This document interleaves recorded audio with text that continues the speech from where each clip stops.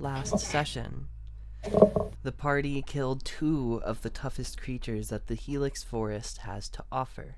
Two T-Rexes felled by our party in the remains of an ambush, and some trophies and food were collected from the creatures as the site was investigated further, discovering that some of this wine ordered by Kill Jones was poisoned.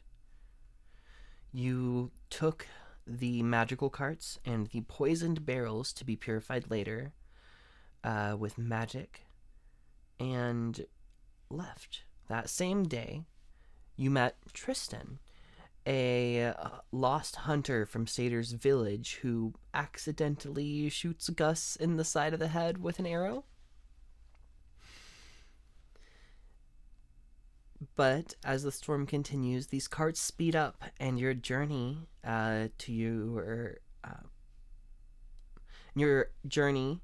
you eventually find Sator's father, Cedar, out in the woods, who had been looking for Tristan, hoping that he'd been nearby.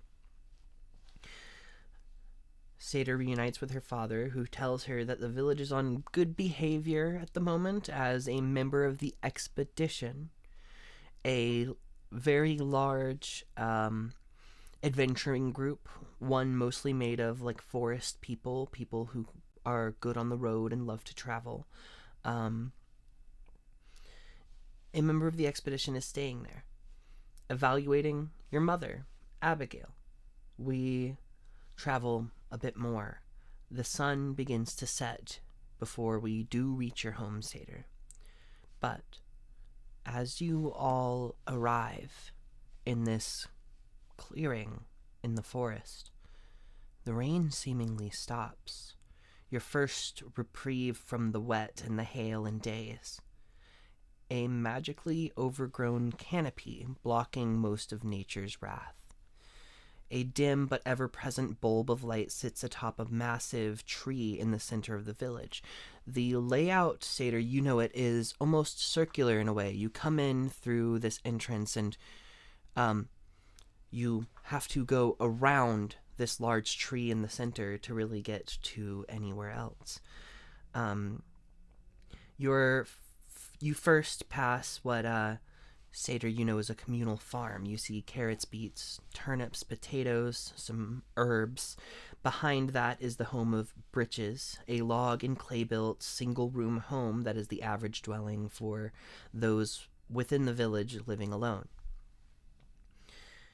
Other buildings have 3 to 4 rooms, but the largest sits before you, for the massive tree in the center has a massive door.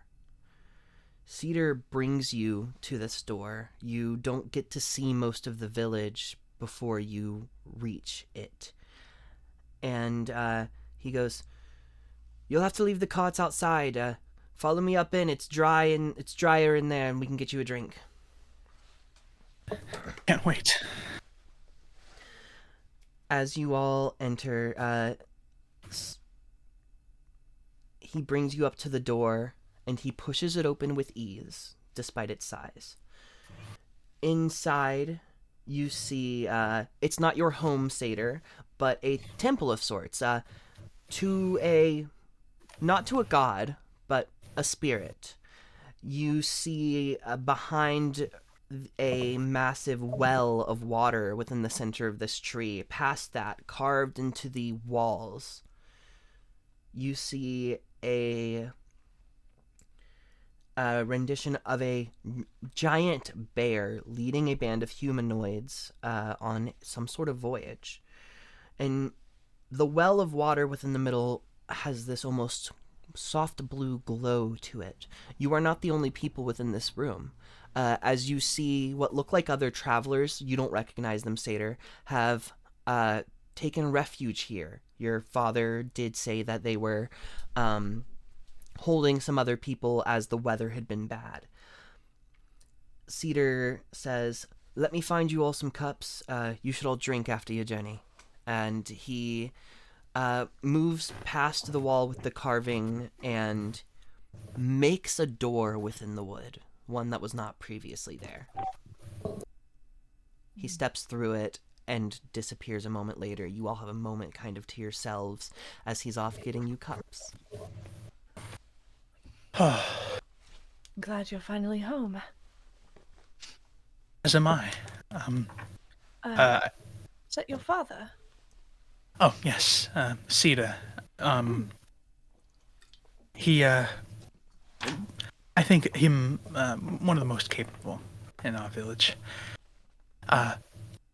I think Seder would, the other people present, just, hail, greetings. Howdy. Oh, hi, stranger.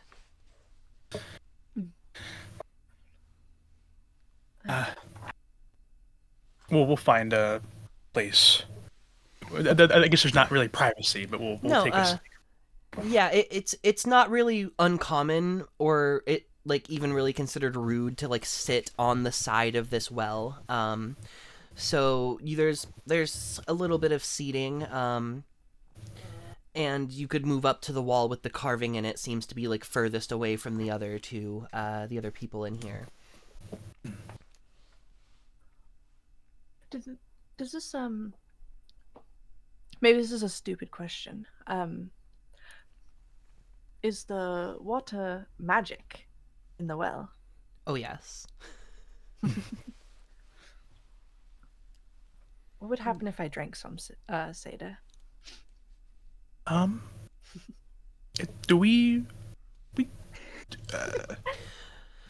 I mean, as far as you know, hunters would take a drink of this before going out. It did seem to somewhat bolster your constitution, and yeah, it is magical. It's not necessarily taboo, but impolite. It's like a religious thing. Yeah, it is impolite to not use a cup.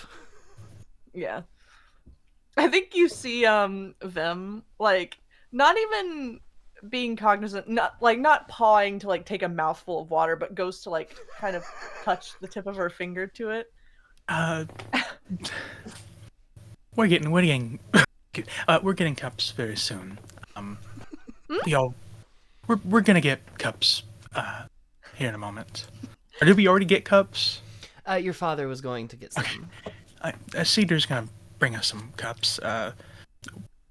We all share that. So maybe silly question, but because this seems like naturey magic.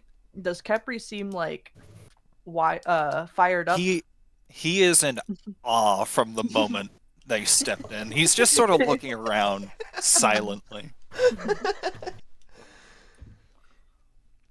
After a couple of moments, Cedar returns with a stack of polished, kind of sealed wooden cups, and will fill them with water with a set of tongs, and kind of hand them out as he does. He says, "Your mother's likely in bed. I didn't want to bring the whole party there and disturb their sleep. I'm sure they would be very excited to see you. I was going to check with them, and if they were awake, bring them here. But if you'd like to bring your friends to our home, Seda, that's perfectly okay." As he says this and you all sip this water, you gain 15 temporary HP. Oh shit. Oh.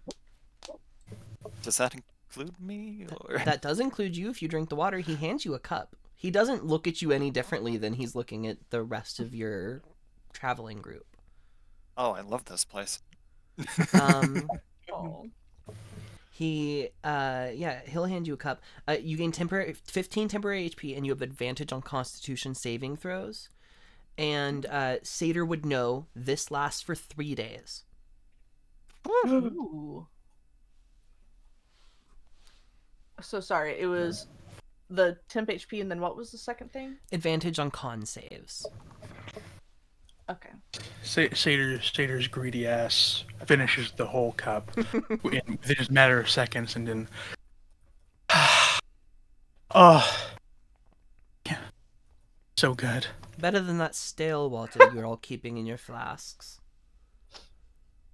Sorry, I didn't mean to laugh. I just looked at my character sheet and I forgot I had written 10 dino teeth with an F.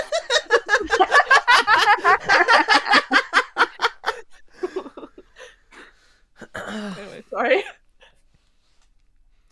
How good water can be. Oh, I'm, Thank you. of course, this well is infinite, and it would be a crime not to share it with people in need. And you all look like you haven't stopped in weeks. Where have you been, dear? Looks at you, Satyr. Oh Lord. well. We been up to quite a few things.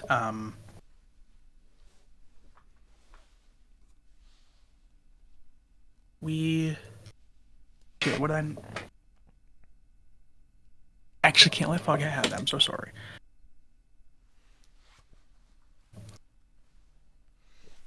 Oh fuck. I'm so sorry. What was the place that we went to after we escaped? What was that place called? Oh, Stone Table the Haven. Dockside? Stone Table. Okay. Um, I'm just thinking of Traveler's Rest 'cause I think that was the inn. I'm so sorry, I'm talking too much. no, you're good. You're fine. I'm trying to recollect. I first met them here in Silver Road when I was taking the trains. Nice to meet you. Likewise. She was my bodyguard at one point.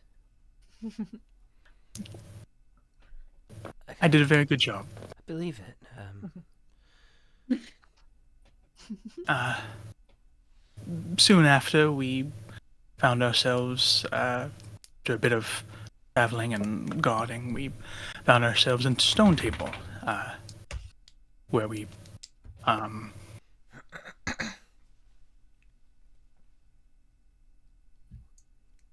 met up with the rest of our party here. Helped out Lou, remember?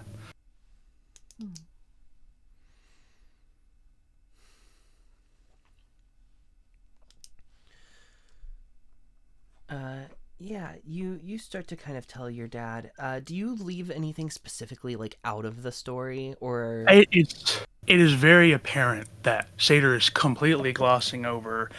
We were captured and held in prison for all this time. yeah, she definitely goes into details of like the other places like that I am struggling to remember off the top of my head right now. But and are you just completely- like, oh, I was here and did some stuff, or do you talk about what you have been up to on your adventure? Oh. God, I have to run to the restroom real fast. I fucking hate to do this, but I can't think right now. Sorry. Okay. Okay. I will say, if there's like any, if any of the rest of you who aren't presently taking place in this conversation wanted to do a little bit of an explore, you're allowed to do an explore. Yes. Yes, Oh, yes, yes. Yes. Yes, yes, yes. Yeah, we'll say you're given permission to do so, and I'll get into some of those descriptions when Nathan gets back. Yeah. We'll kind of start with that and give Nathan some time to think on it. Yeah. Like, what's his reactions? Kind of type thing. Sure. So sorry. I wanted to wait. I could not.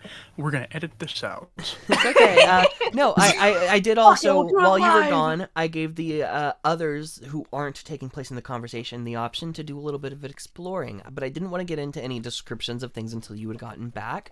But if you wanted Okay. some more time to think about what exactly you do tell your father, I could move on to I that. legitimately could not focus right then. I thought I was You're gonna okay. be good. But it's fine. Satyr, let's retcon that. I really don't think Satyr would lie that hard to her own father for Sure. his safety and the safety of the village. Give me just like 1 second. I'm sorry. You're fine. If I may, while Nathan is thinking, Mhm. I was just curious if I could potentially make any kind of check to see what the carving is depicting, like if it's a historical event or an event of some sort that I might know. Make an No, it can't just be investigation. I'm gonna say I was about to religion say, check. really? It's not exactly religion, but we'll call it a religion check. Okay. And then, Ronnie, you also wanted to make an insight check. You can go ahead and roll that. I'll get back to you as soon as I have some more information on what's happening. And like I said, it's not an I think he's evil insight check necessarily. It's just how's he reacting? How's he taking all this in? What's the vibes? Oh my god, if I didn't close the roll time chat, that would be helpful. Yeah.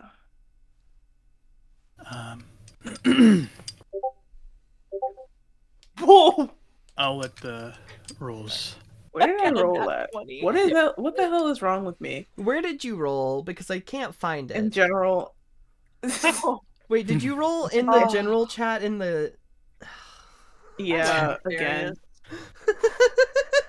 Thank you. You That's what I deserve get. that That's why I one. rolled in that one. Yeah. It's okay, dichotomy of man. I rolled in the roll time and got nat 20. Yeah. Gus, you have no idea what's up with the carving. It's a big old bear, like a real giant one according to the size, and then there's like 11, 12 people following it. Wow. Such fine craftsmanship. It is carved pretty well. It is a very large, almost mural-like kind of on the back wall. Okay, I think I can start now. Satyr will say,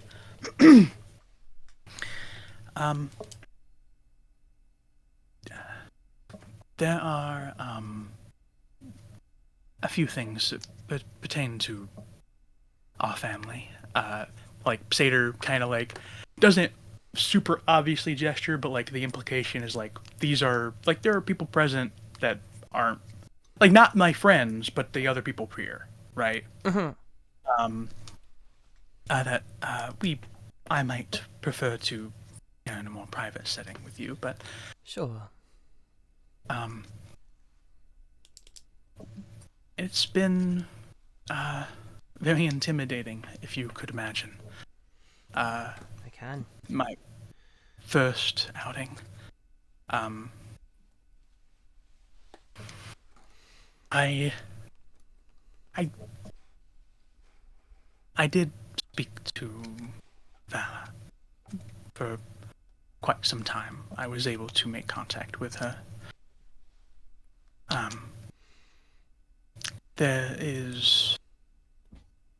We know, both of us, the things she's getting up to are disagreeable. We would prefer her not. But there's something that we have discovered that may convince her otherwise. We just have to, as part of the private discussion. Sure. I guess I'm a little lost. She said that she had not run into you, so she was here not long ago, but couldn't stay. Said that she had actually moved away from what was that group you were with, or she was with. She said she stopped hanging with that crowd and got a job somewhere and just came by on vacation. Nathan super forgot that one detail, but shit. She said that she was not. Sh- Second. She wasn't staying in.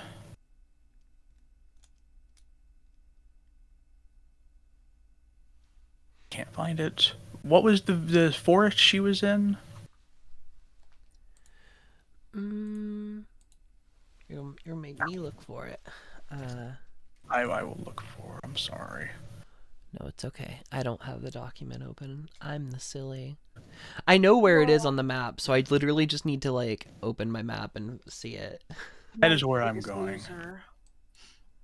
I'm the biggest loser. She is no longer staying in the Deep Vein. No, said that she had moved to that Elven Society, Lisnamash, out east or west. Yes, it's northwest. Oh.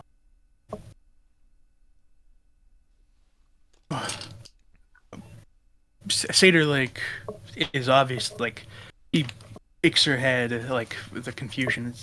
I mean, then... it's, yeah, I will say with your nat 20 insight check of him, like, it seems like as he's saying this about Vala, it's almost like he knows Vala was lying to him about this stuff, but that's all he knows. Like, right. he So this is kind of... Yeah, he's not like intentionally, like, he kind of knows he was being lied to. And he's having like some suspicions confirmed in this moment, but he is not intentionally trying to give any sort of misinformation or anything like that. Gotcha.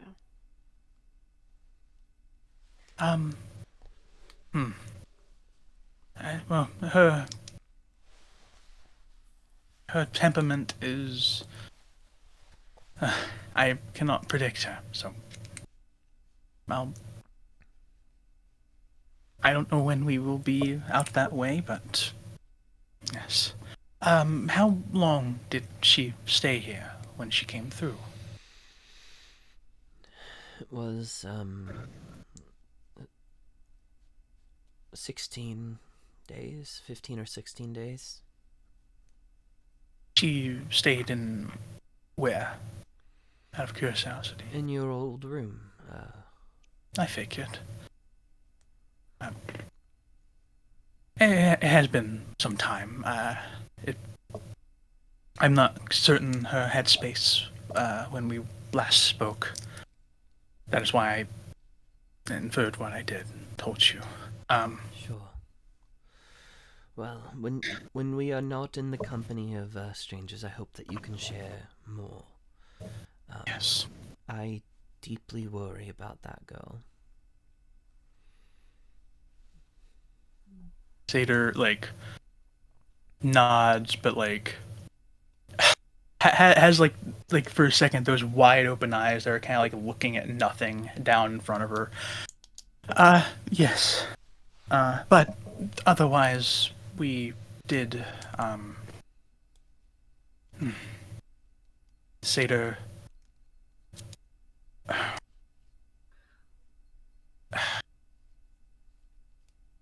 I have a totally weird question. Mm-hmm. When he says he worries about her, just off of vibes, this might be strange. Does that worry seem like a parental, like, oh, I'm worried about my girl, or is it like a, I'm afraid of what she could do? With a natural 20 insight, what's your total on that? 27. Okay. Yeah, so... Definitely seems like it's a bit of both. Okay. Sorry to have copy and pasted that again, Ashley. I just, in case, I wanted to throw that in your DMs. Seder is now grappling with, like, should I mention being imprisoned or save that for the private chat?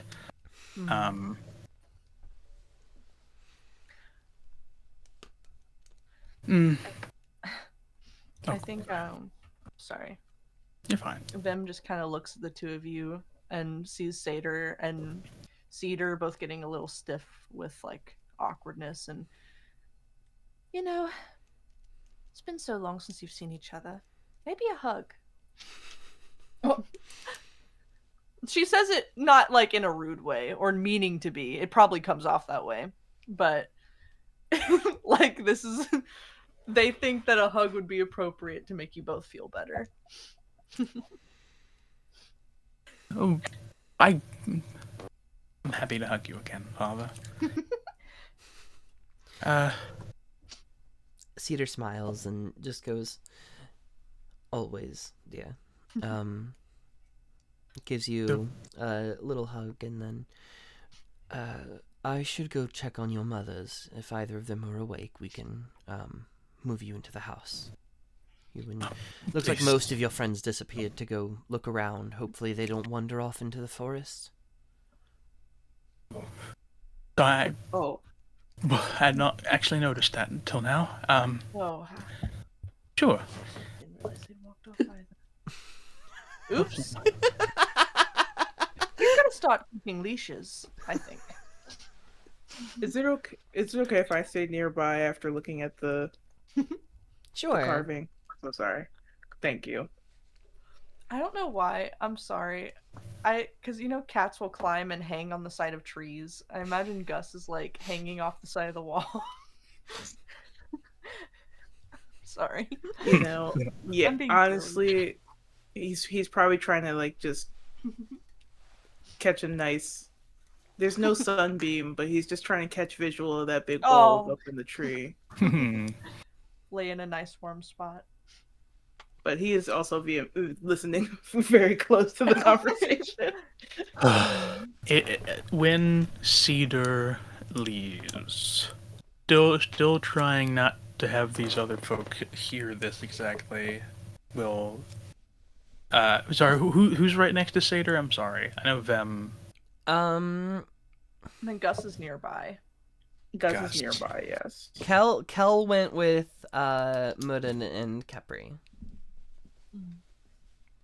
I'll. I think Jesse and Liza are probably here though. They were. Jesse knows a lot of the information.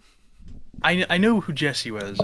Liza. Liza's was just like some random whose brother got eaten by a dinosaur in front of you. Yep. I'm gonna call Gus over, and try not to have them see me do it.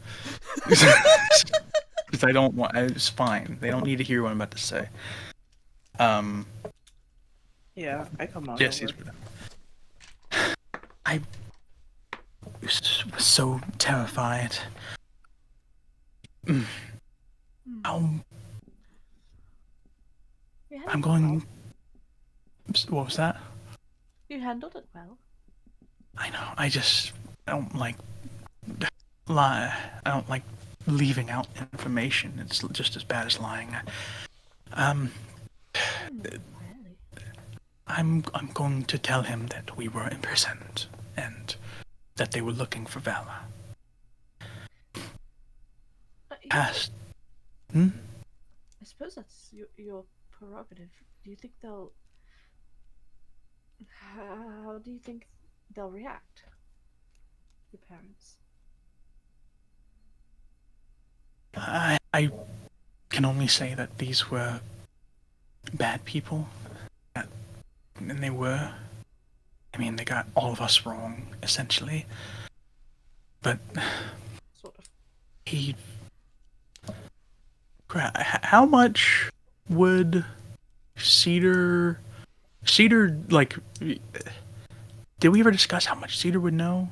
Like, off the jump? Because I know, like, there's that distrust there. But...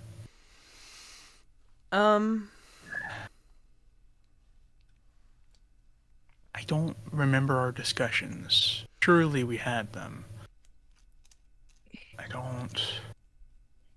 I don't think he knows that Vala poisoned people. Yeah. Your father, he seemed really genuine, but I don't mean to speak ill of your sister, but whatever her pattern of behavior is, it's definitely been picked up on. And I am whispering this, by the way. I know Ronnie's not whispering, but Yeah. um so I don't think they'd be shocked to learn that there's more. I mean, I know it's sad to discuss, but There's also that she's been taken, swapped. I mean, that Vala is somewhere else. I could tell him, and then it wouldn't have been her committing these crimes. how powerful is your father and your mother's question mark, or they just prefer parents? Oh, my mother's, yes. I mean, my dad's a druid. What's the layout again, Ash? Abigail and Cedar are both druids. Lucida is, as far as you're aware, not a druid. Doesn't seem to possess magic. I don't think you've ever seen her really do anything that would you would call super adventurous. Lucida is the only homebody. Sure. My parents are capable. I was going to say, though I'm not powerful enough for it, there are magics, kind of like how I can peek into the heads and send messages to people I know.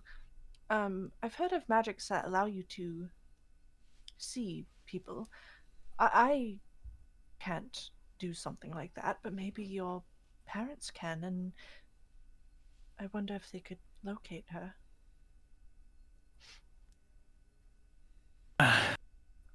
But then, she's in the doors, is she not? That's what. Was that what we were told? Well, I'm not certain Well, if it can. So, I've actually been talking to Jesse lately, and from what he's told me, I think we may be able to find her if we take the portal that he came out of from the ferry. He told me there was a place that they took my original because he is volatile, and it seems your sister is much the same. They might have taken her to the same place. And then, in terms of the magic I'm discussing, I don't know if it can go between realms. I think that my sendings can go between realms, but I don't know about other magics. Nonetheless, as Gus says, it is possible. We could. There's hope. Not all is lost. Sader, I think your parents seem to already know that something's wrong with your sister. Oh, And yeah. I'm not going to be the one to say this probably ever again, but I think it might be a good idea to tell them the truth. I had intended on it. I just. I mean,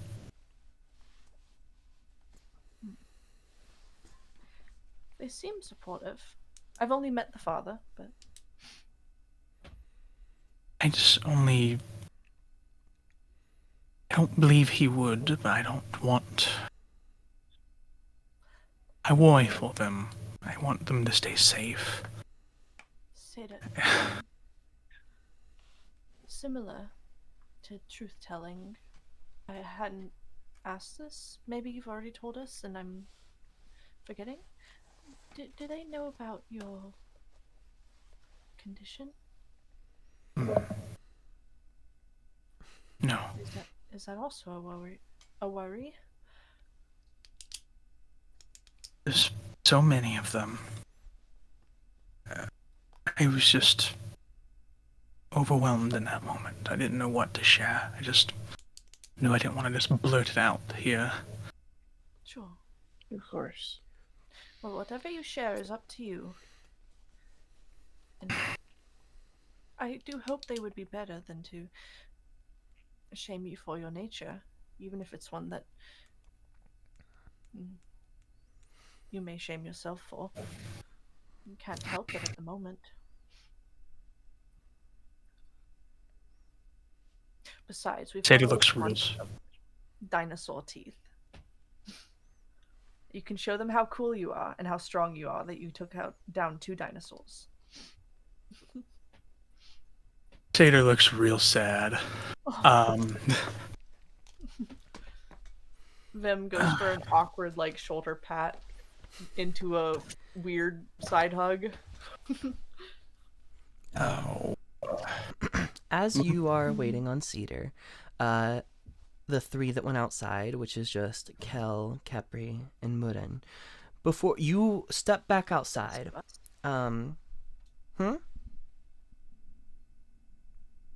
I said the best of us.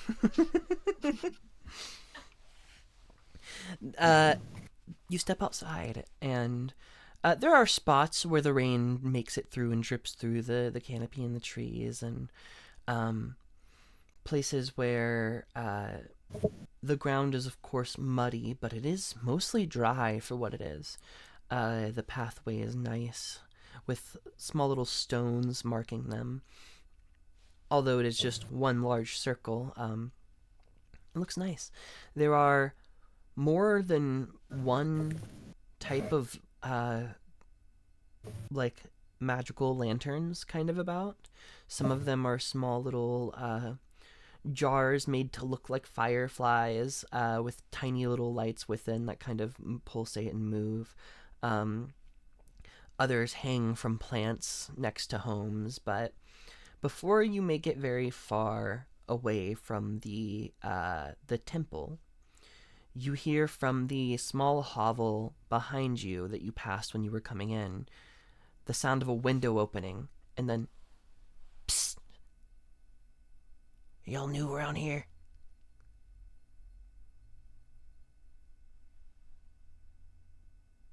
Kepri will turn to look. Who, us?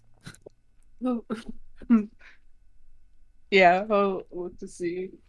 You turn around and you see this, like,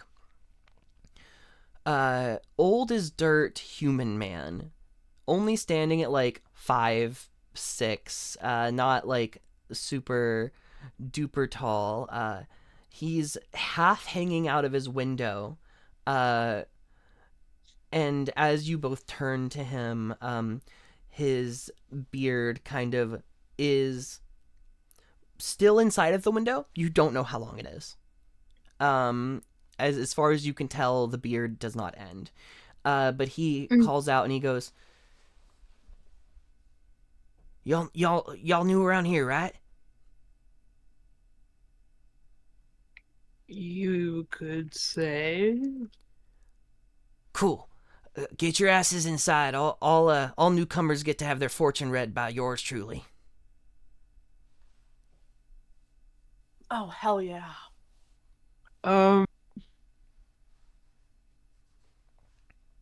Can I? No, I have terrible insight. He steps away from the window and Sure, why his not? door opens. I'm gonna invoke stranger danger and roll insight. Make an insight check. Oh, I imagine that there's like those terrible like ads for a tarot reading that you see like plastered around town, like really cheaply made. There we are. I think this is how the command works. Yeah, okay. 16. Yeah, so definitely 12. weird. Oh, sorry. Okay, I mean, can read. definitely a kind of weird, but he doesn't seem malicious, nor do you think he could hurt you. Just judging by the way he looks. He's He is like stick thin, kind of just like really old and frail looking. He somehow looks older than Lily does. I look at Kel. Kel just shrugs and goes, why not? Yeah.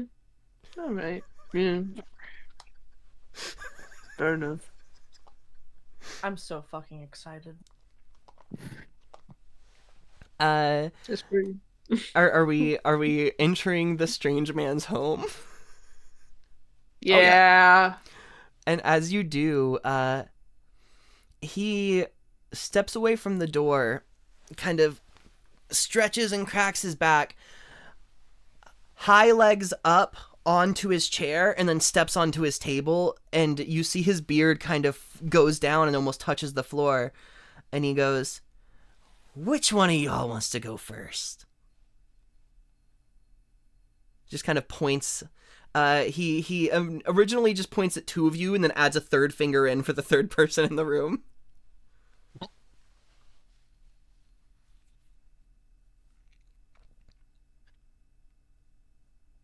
mean-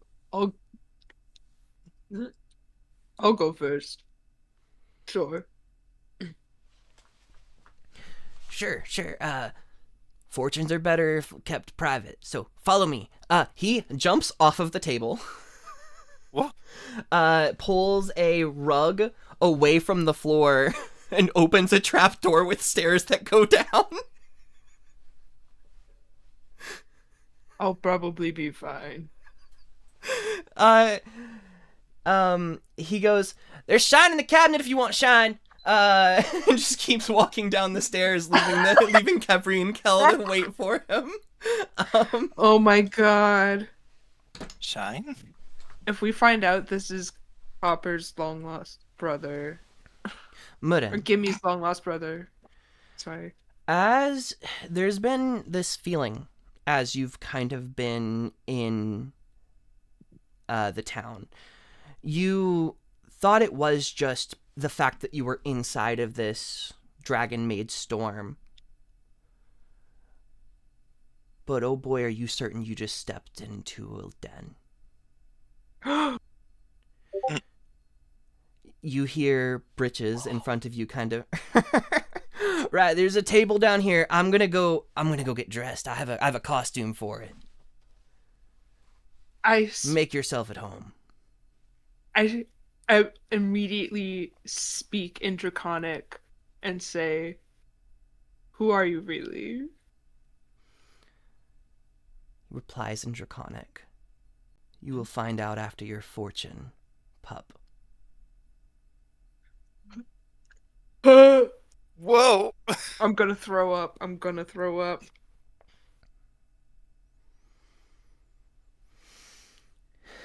He doesn't look at you as he says that. He just continues walking down the stairs. In the room sits a table, a single magical lamp in the middle of it, and a chair on either side of the table. There is seemingly nothing else within the room, but the walls are made of green gemstones.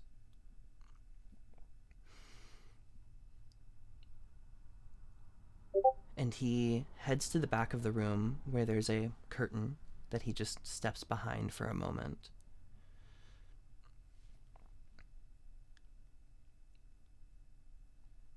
And what you see next, Murin, is the snout of a dragon emerge from within.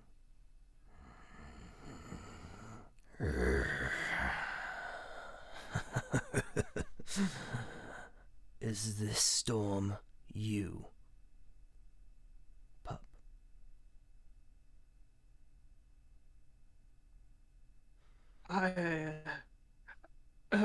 Morin, oh my god. It's in shock, first off. Replies in I'm just gonna assume draconic until Mhm. otherwise. Um,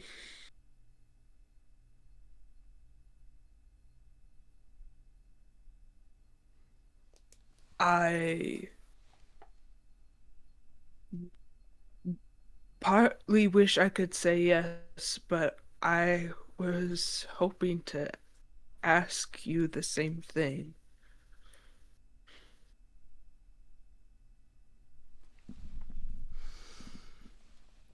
I do not conjure the storms, but this one is making my horde unhappy.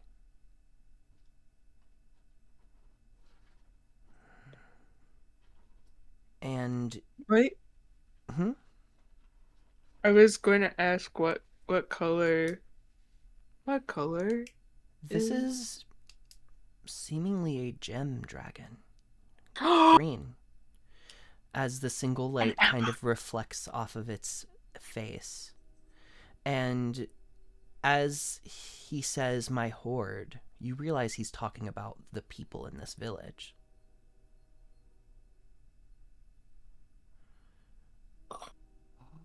Why have you stepped in my lair, whelp?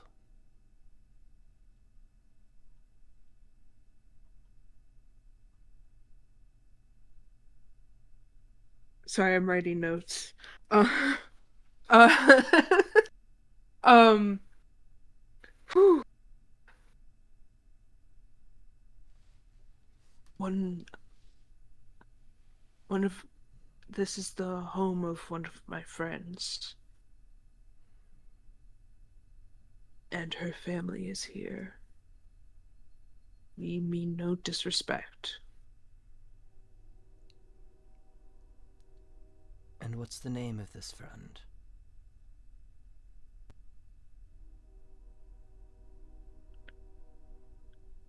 Seder, um,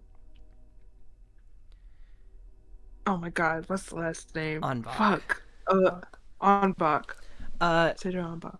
He switches back to common and says, Seder, that bitch stole my cat.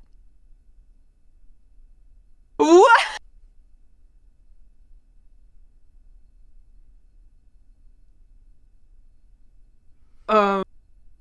Right. Well, I didn't. I am sorry to scare you like that.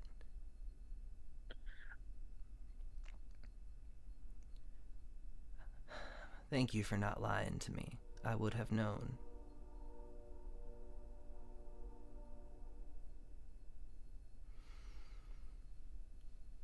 And the dragon's head and snout kind of disappears back behind the curtain before the old bearded man walks back out.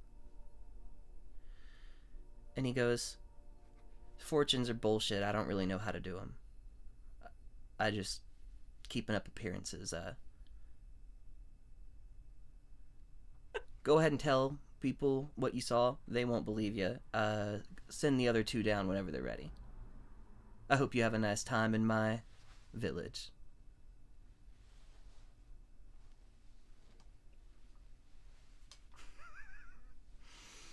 My name is Nabrit Chesney, by the way.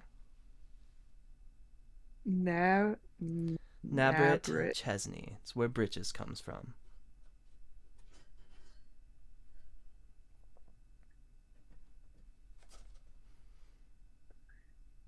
I think Morin's just like standing there in shock, like does not know what to say, but still has like a billion questions,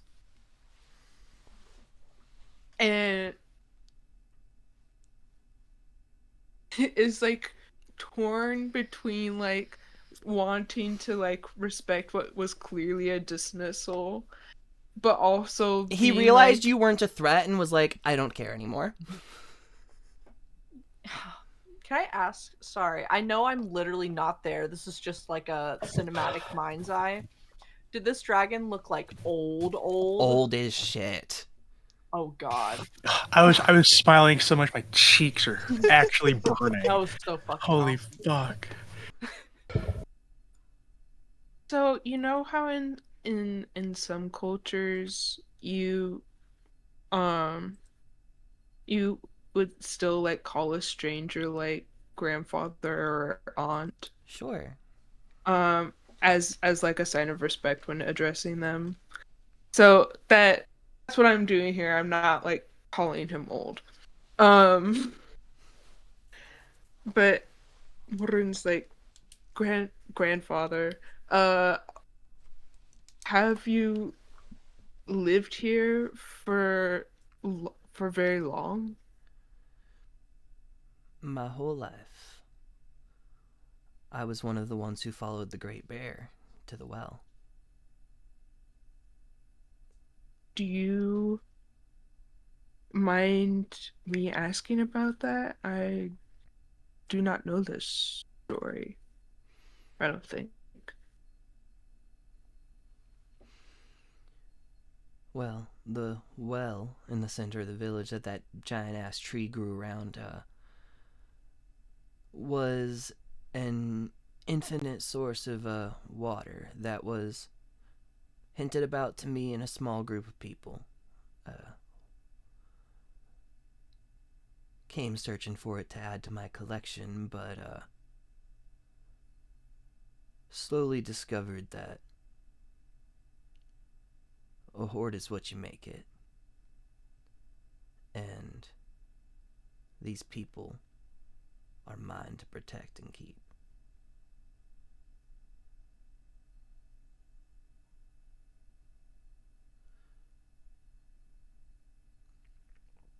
I don't remember all of the details about the Great Bear. I am pretty old. Still got that fight in me, though. I uh completely see that. Um do the people of the village know who you are? No, they don't. And if you tell them, they won't believe you. Made sure I of that. I wasn't planning on it.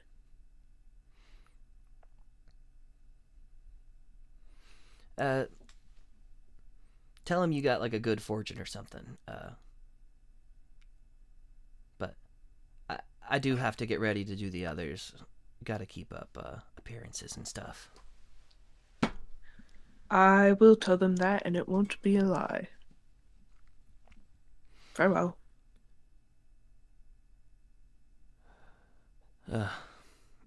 He, before you leave, sets you off with a warning.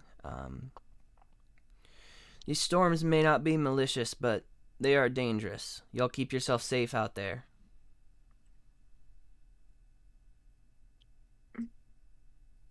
Do you know anything about them? No, they're not natural. I won't leave my people here. So, I'm not the one to investigate. I just hope it ends soon. I'm hoping to investigate it myself. If I can, I'll do my best to send word. When the sky's clear, I'll know. You watch him take a moment, kind of get back into character as you're heading up these stairs. He goes, all right. Woo! Woo-wee! All right. My wife.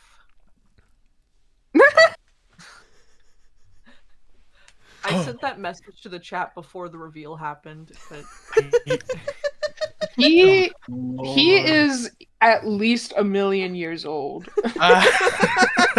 exactly. Oh, man.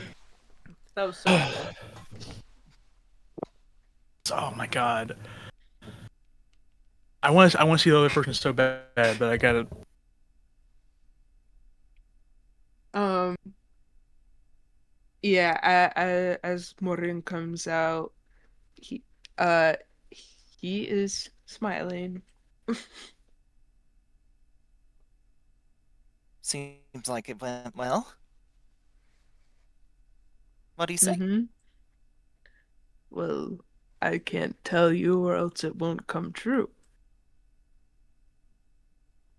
Oh, didn't know how that works. Okay, good to know. Good to know.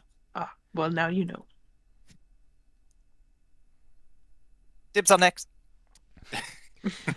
Go, He's sort of go bouncing ahead. on the balls of his feet. As you start stepping down the stairs, Raph, a smoke or some sort of vapor, something kind of drifts lightly across the ground. A deep purple glow comes from the magical lamp on the table, and he sits behind it in this big robe. His beard still kind of coming out and touching the floor, just kind of wrapped up in a little coil down there. He goes, "Ah, what's your name? What can we, you hoping for good or bad today?"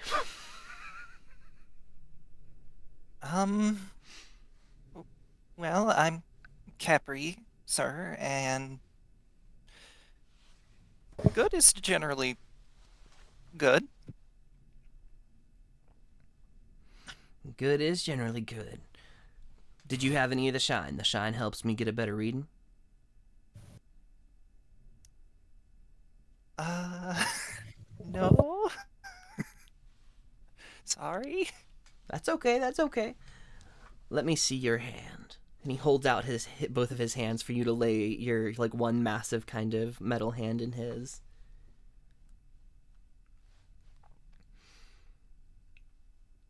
And as he holds on to your fingers, you see some actual magic start to happen, Kepri. You feel something in your palm. He presses his thumbs into just the middle of your palm, and this light green glow kind of emits from his thumbs. And also from his eyes, which he closes, but then you can see the glow still from under his lids. And you think maybe also your eyes are glowing green? You see images flash before you.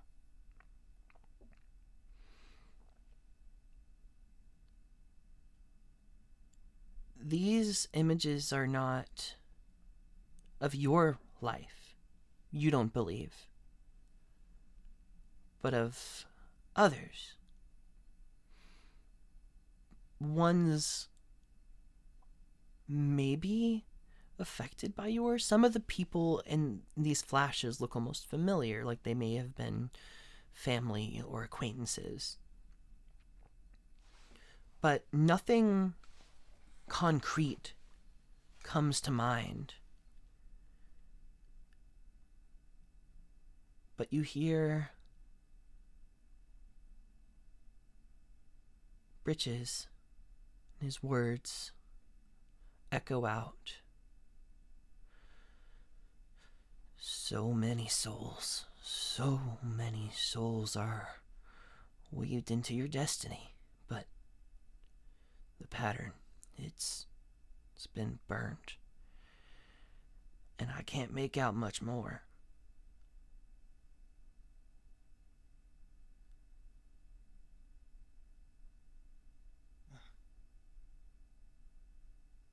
The visions stop.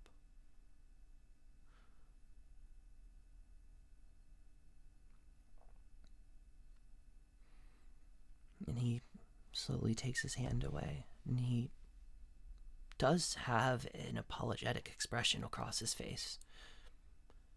I am sorry, I couldn't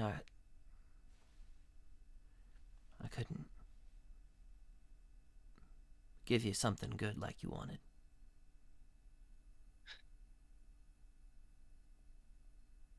Uh, it's fine. Should have figured it wouldn't work on me completely anyway. Souls are complicated. The fact that I read you at all means you've got one.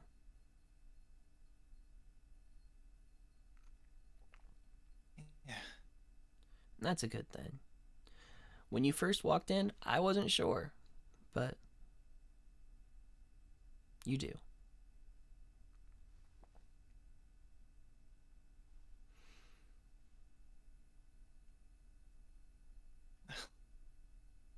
Thank you.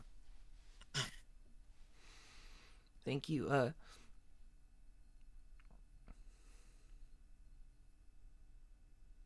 As you're going back up the stairs, you kind of hear him yell after you. He just goes, "Tell Satyr to bring my cat back."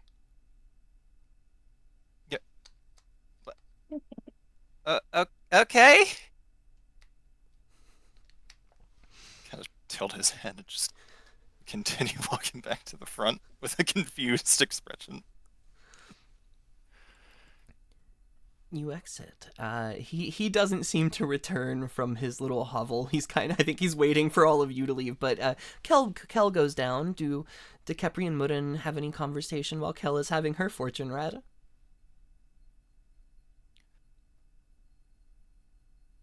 I mean, I'm not supposed to share the fortune, so. Damn it. I mean, what?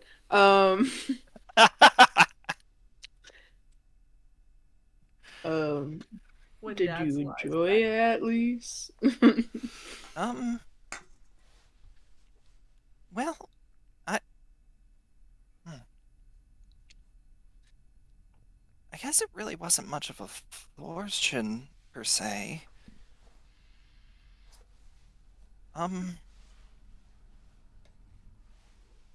Huh.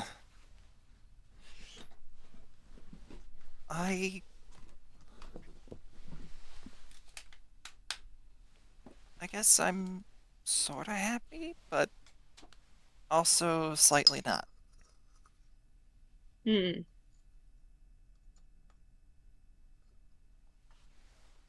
He didn't do anything bad to you, did he? No? Okay, good. What? Huh? Did he to you? No. You need to go back What? down there? Whoa, whoa, whoa, whoa, whoa. Well, why would you think he did First- anything? I feel like I just have to ask.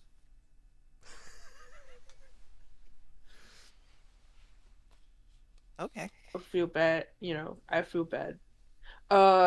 Anyways.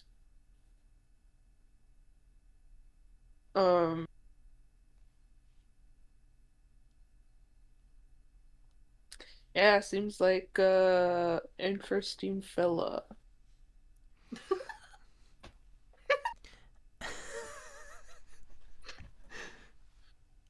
Insight.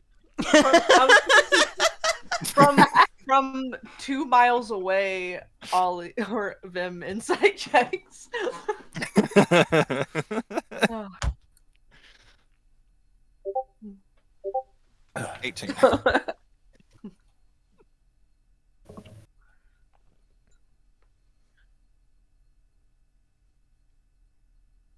Uh, hmm.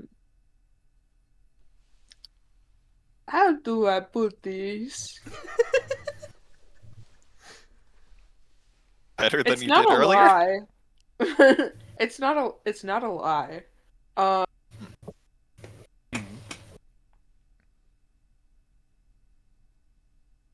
Uh, I think I really don't think he's like trying to insinuate anything by saying that. More so just trying to gauge Capri's reaction.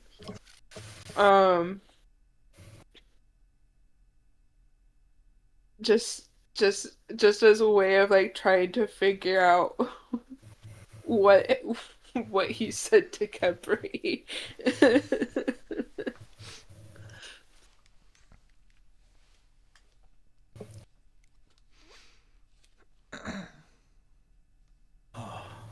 As the two of you wait, it isn't too much longer before Kel comes out, and she just looks kind of baffled and confused. And she goes, "We should. I don't don't think I want to Yeah, let's spend go. way too much more time in this house. Yeah, let's go. Okay. As you exit, by the time that you have Seder, your father has returned and let you know that Abigail is awake, and that if you wanted to, you could all go down to your home. And as you exit, you kind of see Murin, Kepri, and Kel come out of Bridges' home. Did you meet Hi. Bridges? Oh yeah, we Huh? did. Oh, yeah, he said he wanted his cat back. I don't know what that means, though. Did you? Huh? I'm lost. Would Seder have any idea what that implies? Sorry, Ronnie. No, There's like a vague memory of you and Vala doing something with that cat. You don't think you like killed it, but you might have let it run away, like get away into the forest. No.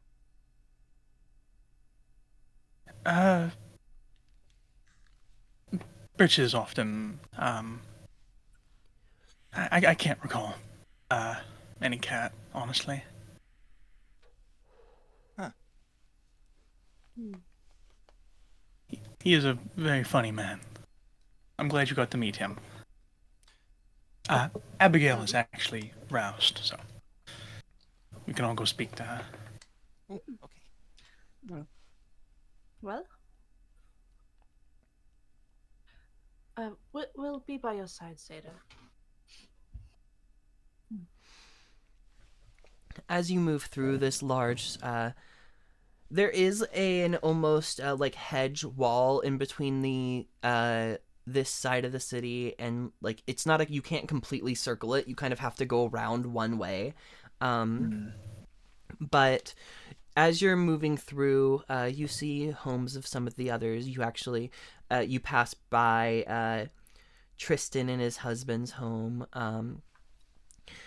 You pass by, was it Kyron?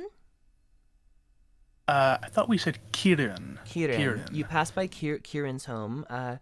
You actually, as you get a little further past that, you see, to everybody else, it's the biggest fucking moth you've ever seen. It's it's almost the size of like a chest, like Seder's chest, big. But Seder, this is Kyron's pet moth, and it's just flying kind of out in front of you, and not too long later, you do see Kyron kind of wearing a like sleeping robe and running after the moth, going, "No, get back here, Jeff. It's bedtime. Get back. Come on." Oh, Amazing. hello, Kieran. Kieran, how? You need any help with Jeff? Yes, please, Seder. I've never been more happy to see you. Fucker got out. I'm going to try, I guess, to grapple and be as careful and safe as possible as I do so. Okay. Oh wait, let me use my new dice. Ooh. Yeah. Woo! Round and round and round and Oh, round. 3 for a total of It's just too fast. You can't catch it. It starts kind of flying up and into the big tree in the center, and Kieran goes, "Shit, no, we'll never catch him." I I can cast. don't- My ears start twitching. Can I? Fuck my life! I just realized I have polymorph. I could make this moth easier to catch. Oh, Oh no.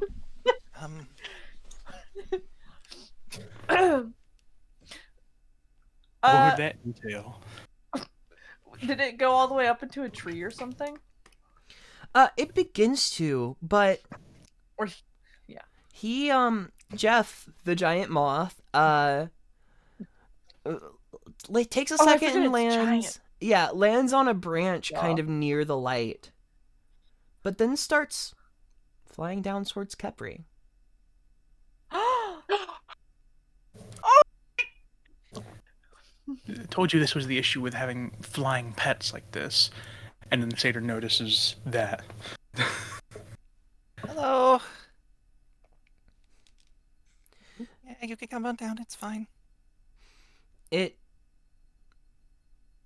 moves down, and you watch it land. It lands on you, Kepri, but it does that weird thing that moths do, where it doesn't stay still, and it kind of like jumps off and lands on you in a different spot, and it's really big, so it's really distracting. But Oh my god, and Kepri speak moth.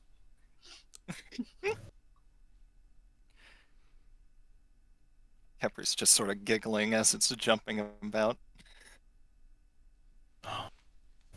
Wow. Kepri is fantastic with insects, Kieran.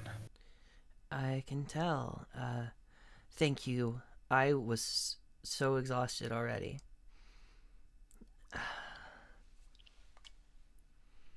Let's see. They do take, they just kind of move up and, like, grab Jeff. I'm sorry, buddy. We have to go inside. It's bedtime. For a moth.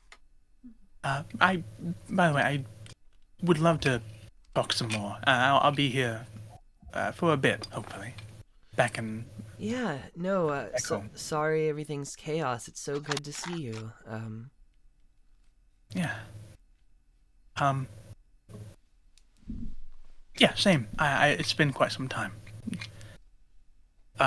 Everything's still growing well. Yeah, I got a little lazy with it, but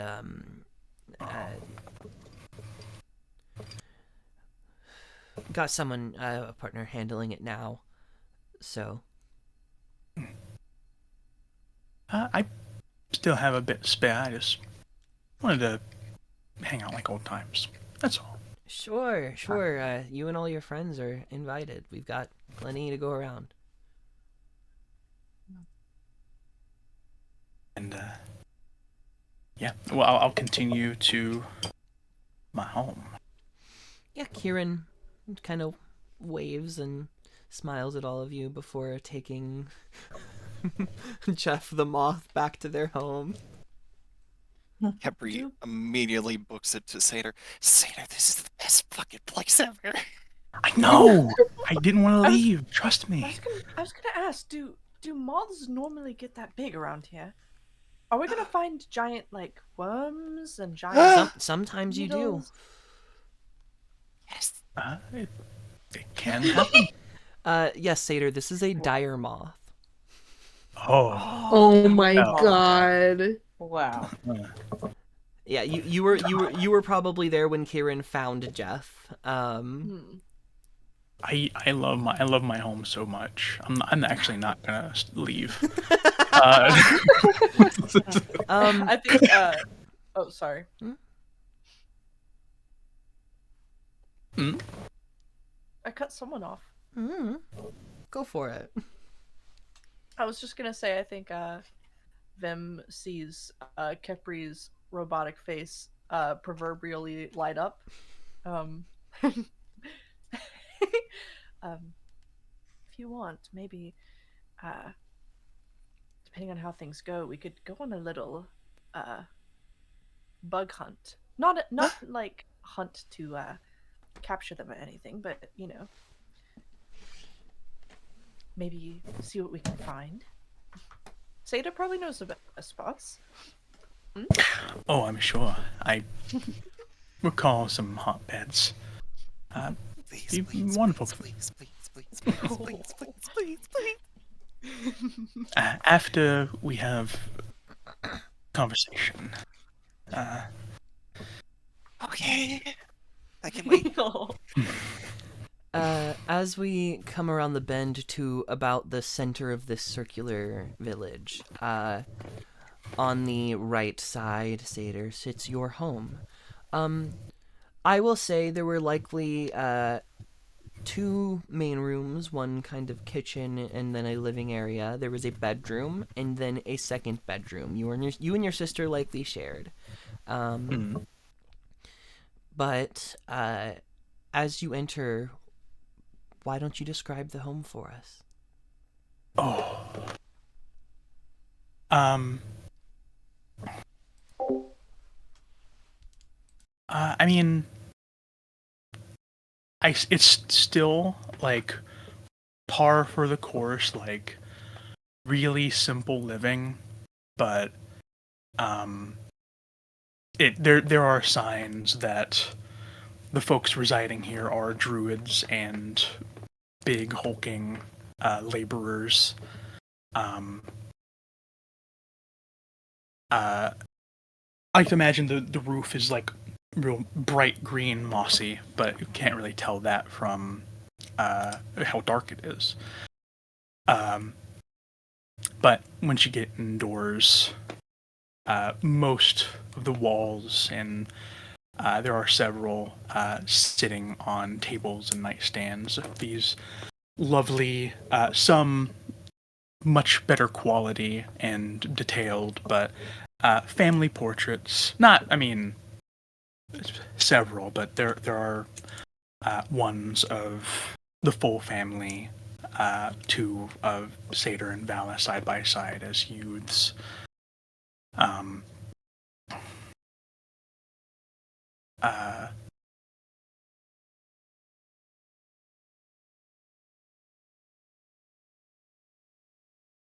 I'm having the damnedest time coming up with descriptions. I'm sorry, but it's a very very cutesy, wholesome home.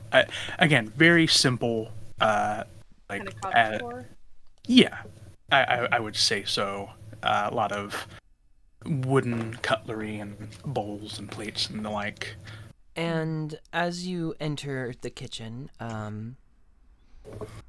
I will be asking one more description from you as Abigail is in the process of cooking a dinner, and as the door opens, she goes, "Cooking is not my job. Don't judge me too harshly, please." Oh, of course not, my then. Satyr like runs in, and what hands are not occupied, she will go in for a hug And with what them. does Abigail look like?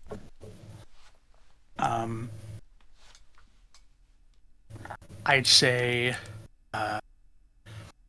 there is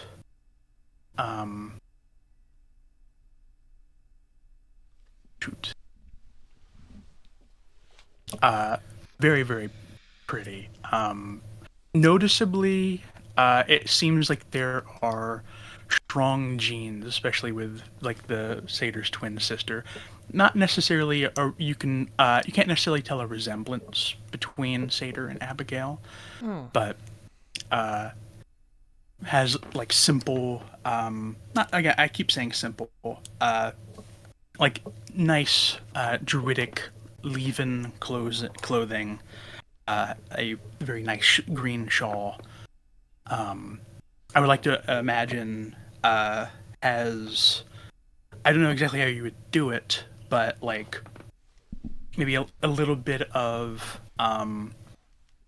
like just some kind of color highlights in her hair that she cycles and changes at times. Like maybe now it is this flash of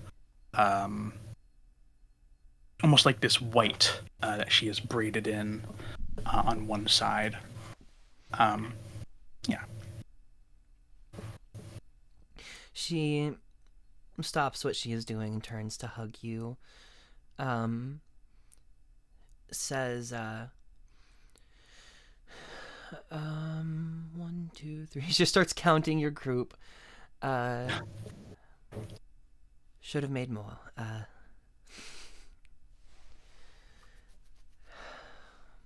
She's kind of silent, just happy to see you. Keeps just looking into your face. Whatever you have to offer, we're more than grateful. Anything at all. And again, goes in for a tight hug. I'm eager. Sorry to burst this on you so soon, but the expedition. How is that going? Yes, Well, Oh, I wasn't expecting it, honestly. They came through.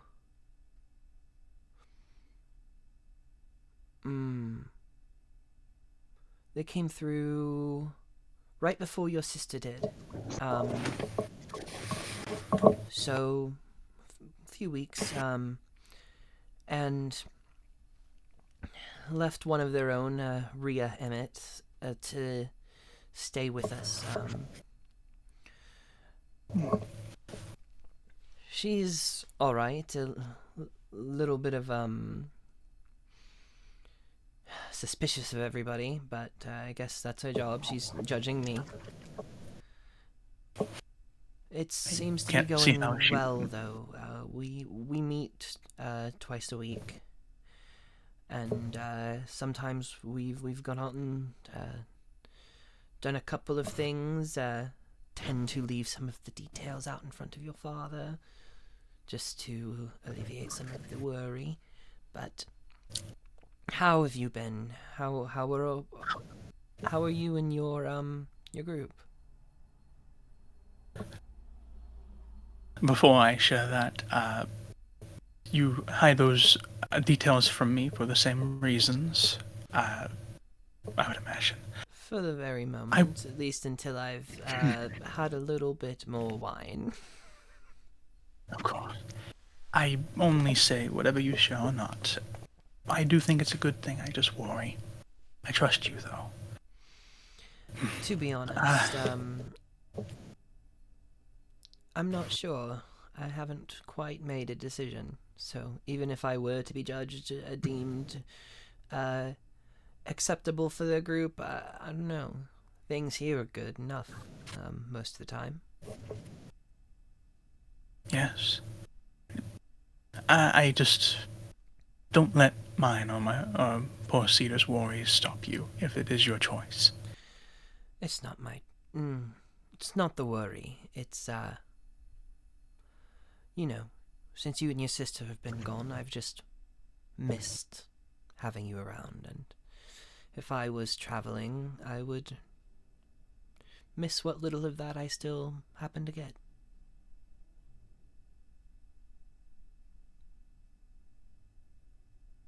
But I love you so much. I love you too. Again, also, don't let my worry stop you. I know you've got a life to live. You're old enough to live it. Just be careful and.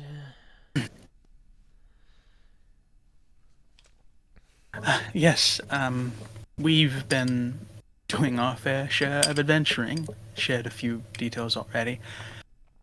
Most notably, and you'll hear me brag about it again, I'm sure, putting down 2 T-Rexes on the way over here. Yeah. I pull out all my teeth. Not mine, sorry.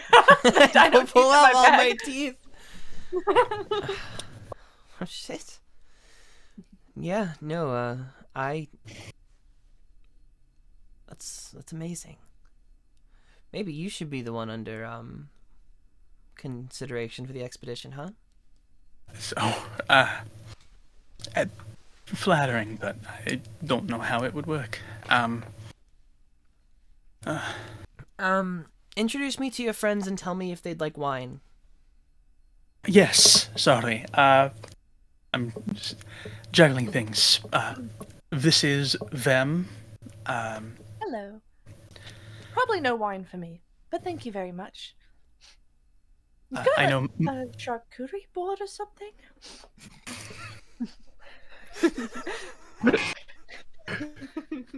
She's making dinner. Oh, well, you're right. Can't be too greedy. I could guess that Merlin here would like some wine, possibly. You got me there. It's homemade. It's grape. Lucida and Sita made it. And Kepri, as typically, you'll refrain, I would assume. Unless you want to try new things. No, thank you. And Gus, you'll be having some. Good evening, ma'am, and take no offense, but tonight I think I abstain. All right. Also, sorry to demand more food from you. I just can't stop thinking about cheese for some reason.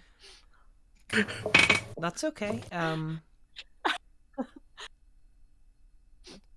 How about you all join us for breakfast? We'll have some cheese.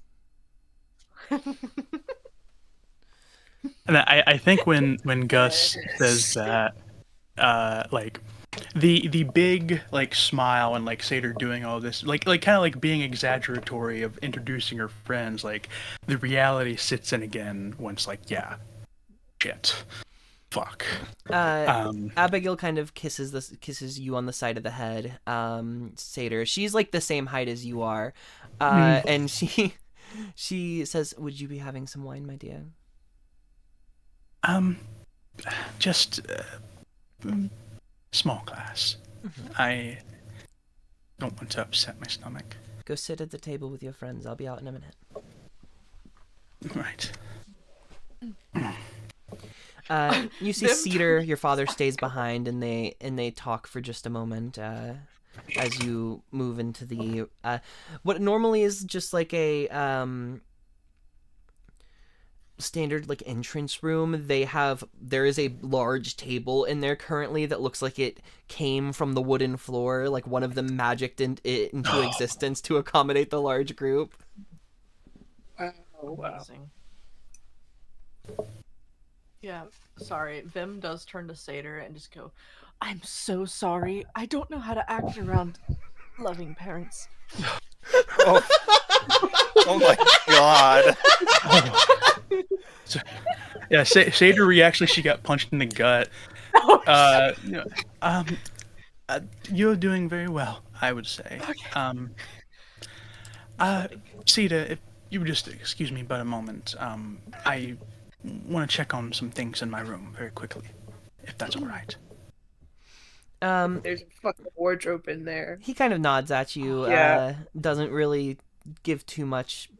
This is your home, so he doesn't mind. Yeah, I'm going in there. I'm going to check fucking everything. I'll turn everything. Can I come with her? Yeah. Yeah, sure. Yes. Can I? hmm? Oh, sorry. Oh, Seder, I'd Y'all love a leave. tour. Thank you. Oh, yes. I have lots of childhood jewelry to show you. Please. Wow.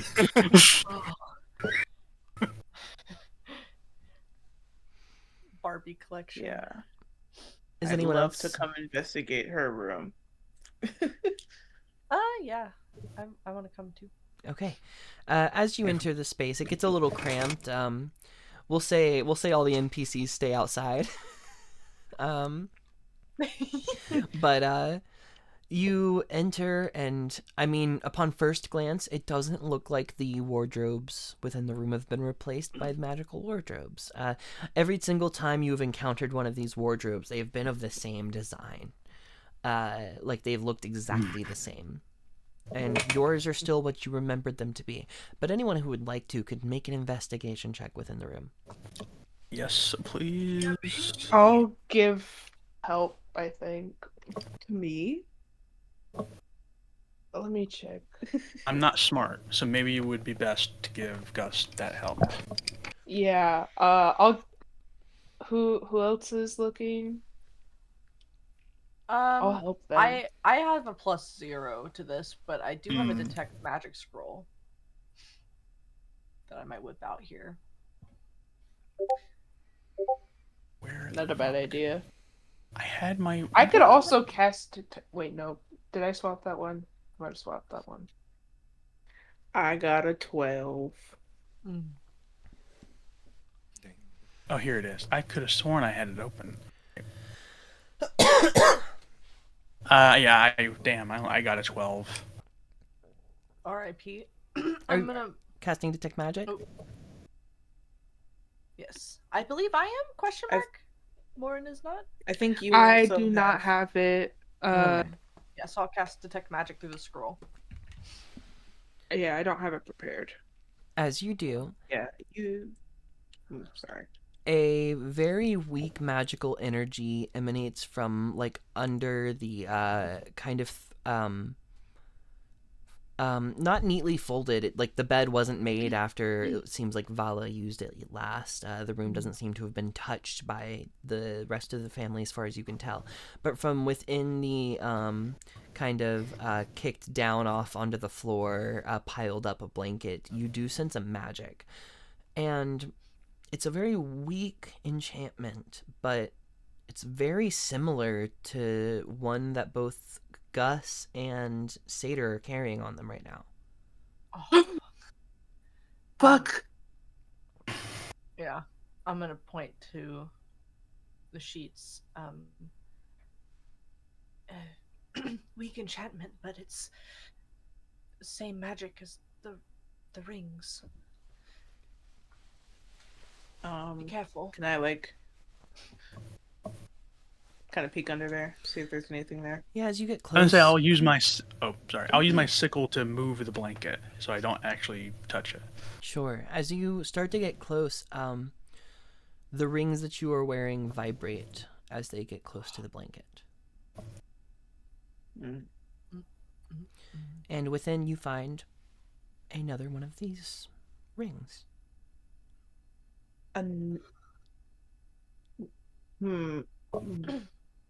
But Seder, didn't you get your ring? Where did you get yours? That chemist, right? No. No. With, Viz. With the checks Please that Oh, were... well.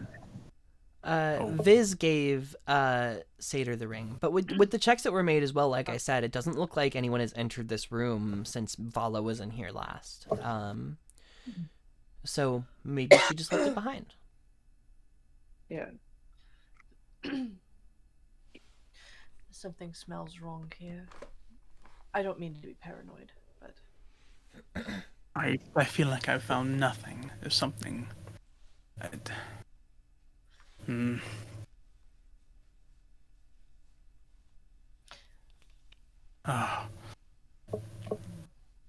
Should we're going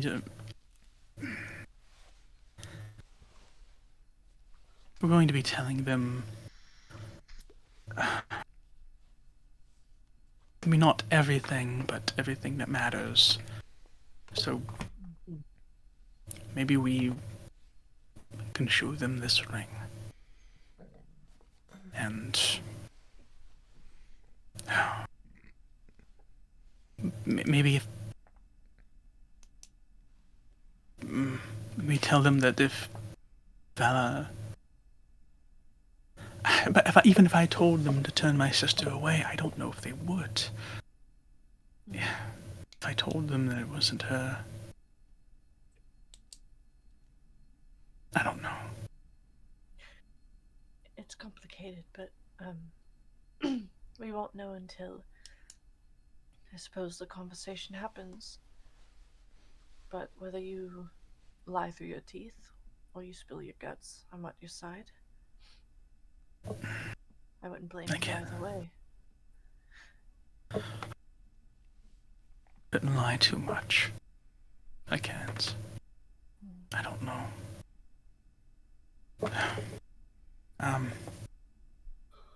I don't want to bring it on them immediately, but we have to do it tonight. Sure. That's not. I think by that time, unless I don't think there's any more investigating we to do, we kind of busted it. But I'll head back to where my dad is. Yeah, you head back out into the kitchen where there's still some cooking happening. Is it anything paying off for me? I'm sorry. I didn't mean to completely. Yeah, there's a lot of lingering magic. It seems like a lot of the furniture was made using some sort of like uh creation magics or like manipulation like magics of like wood and things. Um there's nothing too uh s- nothing suspicious or anything. You do see a couple of like staves in the next to the door that you've entered through that are both magical, and a small pouch that Abigail keeps hanging off of one of her hips emanates magic. A detail I did not mention. Abigail is. I always intended for her to be AMAB. Just a fun fact. I didn't do justice in describing that, but we You sit back down at the table. Food is served. Drinks are served to Mudden and Stater. Abigail sits down with one. Cedar does not. And I think Abigail can tell that you're avoiding a conversation, Satyr, and so she immediately starts telling some stories of her own so that you don't have to immediately talk. And I'll let her. she goes a little bit more into like how the expedition like initially discovered them, and it was like this almost simple thing where her and one of the hunting parties that she would bring along found one of the expedition's campsites and recovered a lost item for them. Abigail felt like it was important enough to deliver it on her own despite like the distance, and she spent like a month or so traveling and didn't absolutely hate it, but found where the expedition were currently staying, which would have been let's see, she would have gone from probably in between Warden's Rest and the Deep Vein Forest, somewhere in there. Delivered this item kind of on her own. She didn't want to ask anyone else to do it, and they sent Rhea back with her. Yeah, who was that? Rhea Emmett. Do have that. But before we get into the story that Stater has to tell, we're going to take a short break.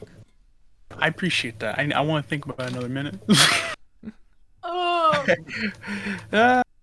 talk about fuck. What? Wait. I didn't get that in the recording, and I'm so upset. As we come back, I think that Abigail, takes a good bit. Like, I think it's starting to get a little late, and like, you're just having a good time. She offers to make snacks for everybody afterwards, but the time has come where you can no longer avoid having this conversation if you're going to have this conversation. Yeah.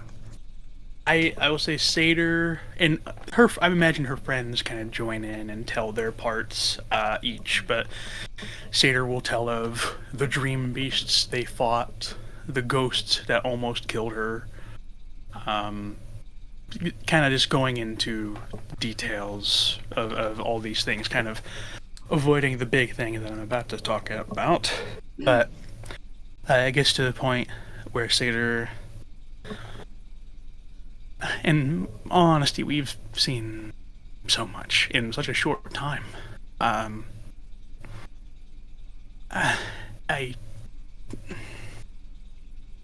There's something much more difficult.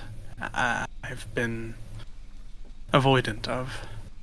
I regret and apologize for it, but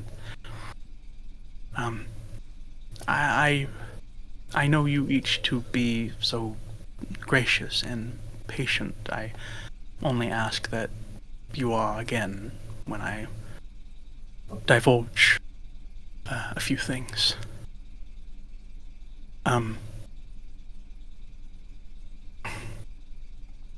We all met when we were each separately captured. Me and them here were traveling together at a time, and all the rest of us were in our own places, except for Gus here. We were captured by a group known as the Devil's Ball. And subsequently held. Their recognition kind of fills their faces. They've heard of this group, seemingly. We were held for quite some time. How long were we held for? 3 months, right? It was 3 months, yeah. 3 months. 3 months of that time we were imprisoned. When they took me, they claimed they thought I was Vala. I came to find out that it could be that she was wanted for participating in poisonings on people. Abigail says, Rio was saying the same thing. Said that the expedition had been told about that. Do you think it's true?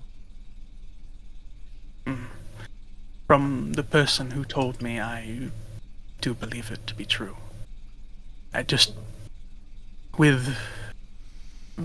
There's much more I need to tell. There's things to be put into perspective. It is very complicated. And do they seem like they're done speaking? Mm-hmm. And after we escaped, sometime after, we ended up needing a ship, and we ran into Gus.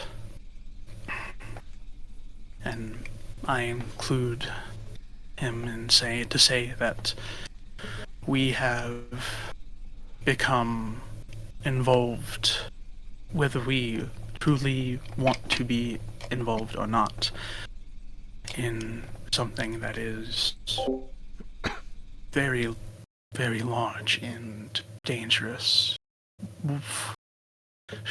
Stretches so far wide. There are people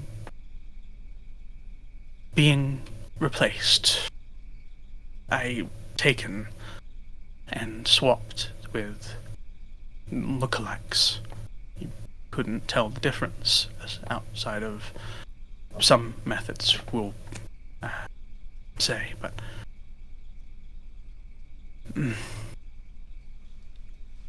we've seen this firsthand.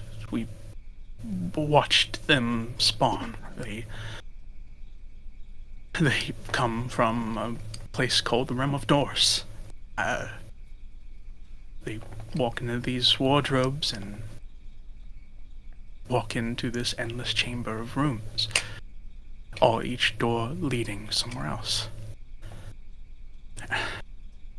And it pains me to say that I am almost certain that Vala has been replaced. Possibly for a time when she lived here, even prior to leaving. And Satyr does not make eye contact with her parents when she says that. Fully looking at the table. Yeah, there's a couple of things. The rest of you see Abigail and Cedar. Cedar almost looks like, at first, he doesn't believe what Cedar is saying. But Abigail is intently listening and holding on to every word. The rest of you also see Lucida, who had entered the room from behind in the kitchen and grabbed herself a glass of wine. Looked like she was maybe trying to sneak up to Seder and give her a hug. But the wine glass is dropped on the floor and you all hear the sound of it shatter.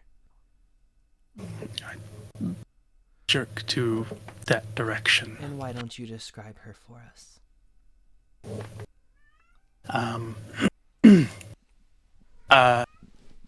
Whereas Abigail again looks as if that they can adventure, they can travel and fend for themselves. Not that Lucida is like looks vulnerable, but definitely immediately appears to enjoy more home life, more caretaking and staying indoors. I guess just wearing like this checkered patterned gown when she enters.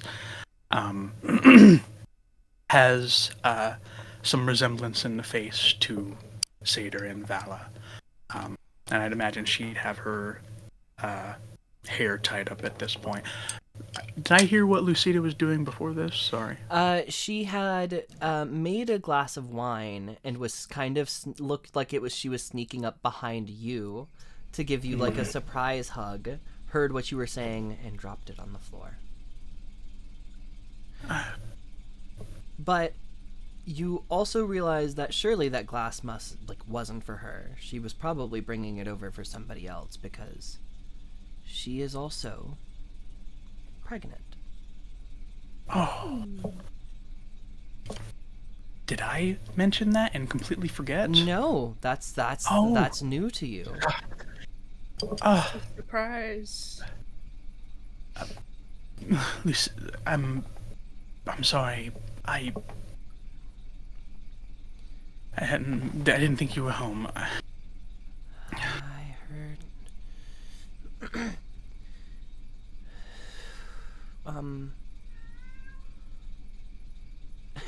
She looks at Cedar and Abigail, sees like the serious expressions kind of across the room.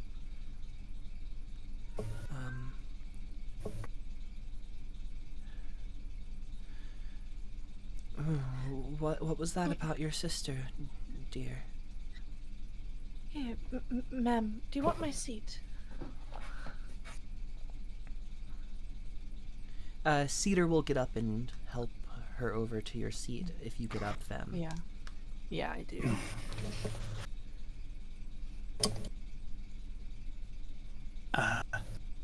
Seder with trembling voice and hand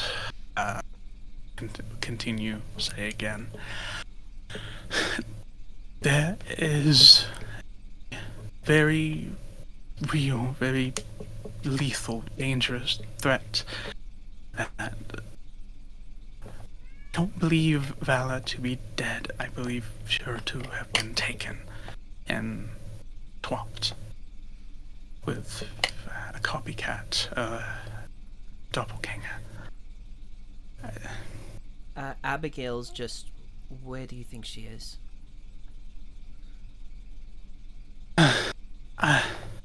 First...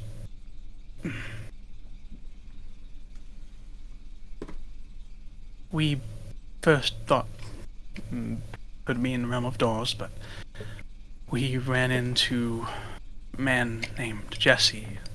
Apparently has informed us of Jesse more. shyly waves from the side of the table.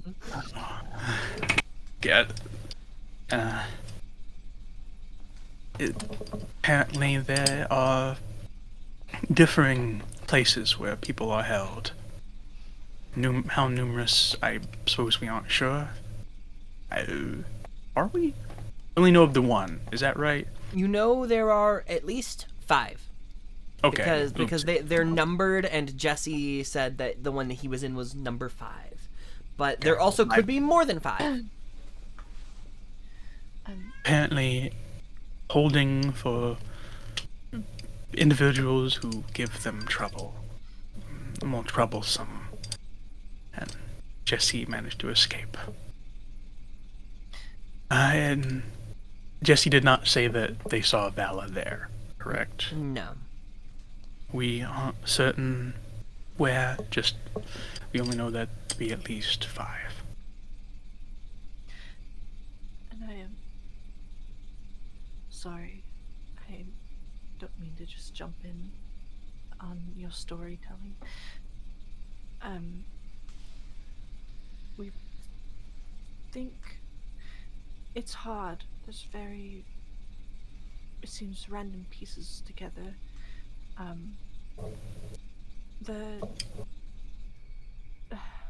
It seems to be that they're mimics, but they're mimicking humanoid form. Don't quite know how that works.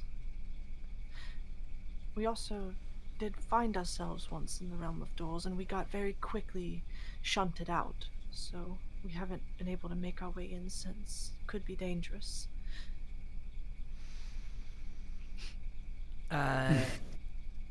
Cedar says, "This is a lot to take in, dear.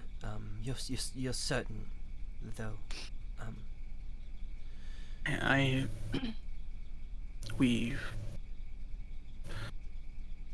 I was approached by someone from the doors who mistook me for Vala, or at least her copy. Seder would pull out the ring they found in their room. Apparently, they all adorn themselves with, maybe not rings, we only ever seen them with rings, but this metal around them. Yes, we found a few so far. Abigail immediately casts 2 spells.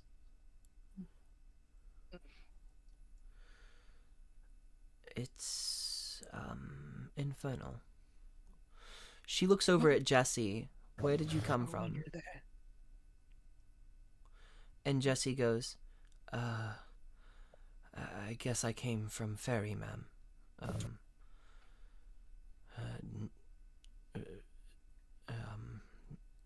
rift opened up not too far from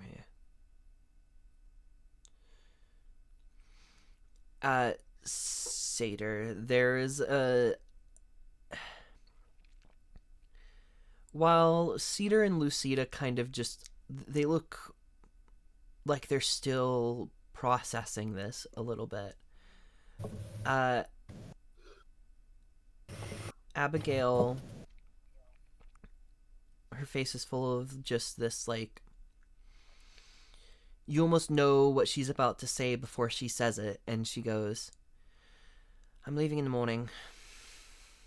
I need to pack my things. Please.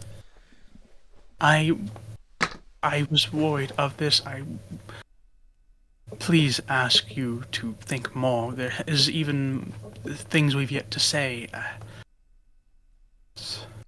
Like Abigail is like speaking of like going to this.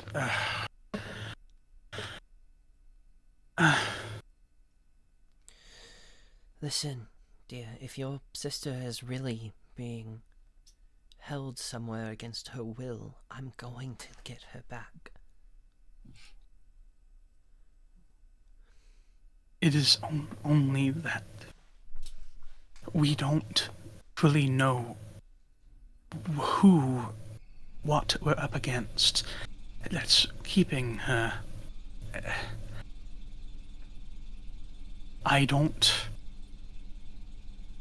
This means we still have Vala. We can get her. This means that these crimes weren't her, potentially.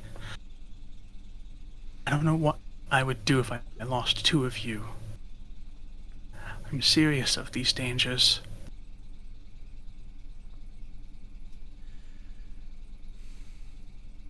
Make a persuasion check. You got this. Because I'm gonna still use it, but this bitch's been doing me dirty tonight, so I'm gonna roll classic mode. Fuck.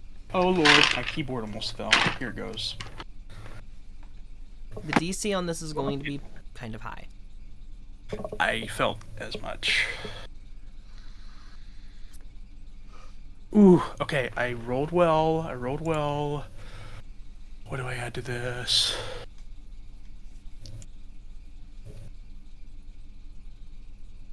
I got 21 total.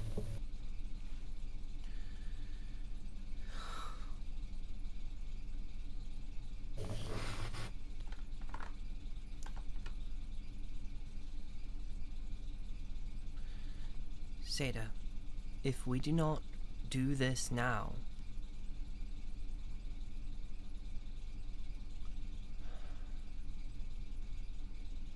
if your sister is being held there, I can't let this opportunity go. I'll speak with Rhea in the morning, see if there's anything we can do to keep the portal there longer. Maybe give myself some more time to prepare, because sure, I could use it, but who knows what Val is going through right now.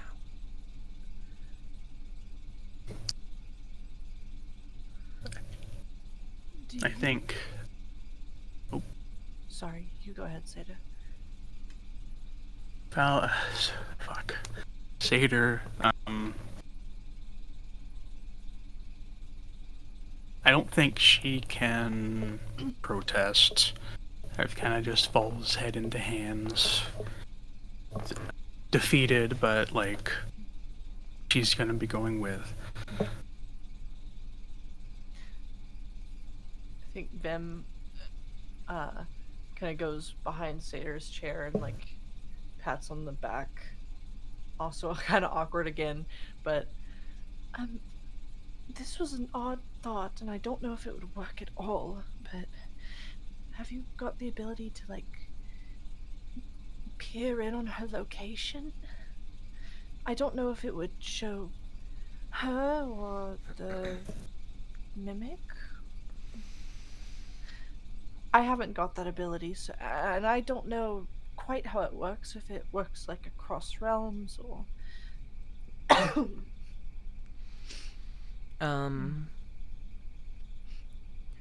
It wouldn't let me look into Ferry.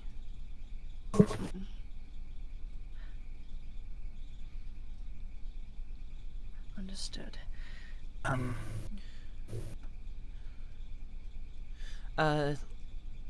Seder, Lucida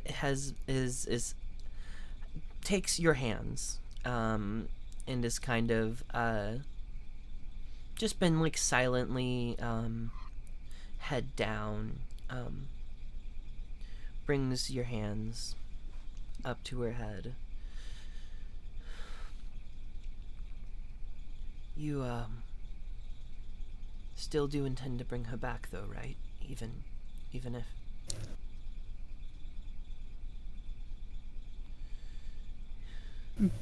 It's the only thing I want. That's why I left home. I know.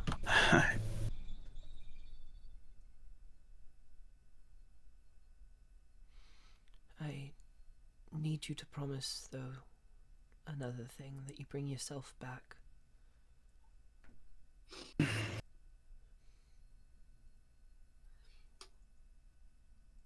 I have all intent to.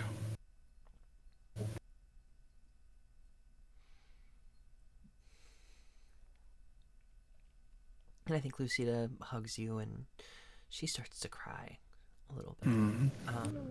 Seder does too. I think Gus also very silently tears up a little bit. Oh, Jesse's bawling.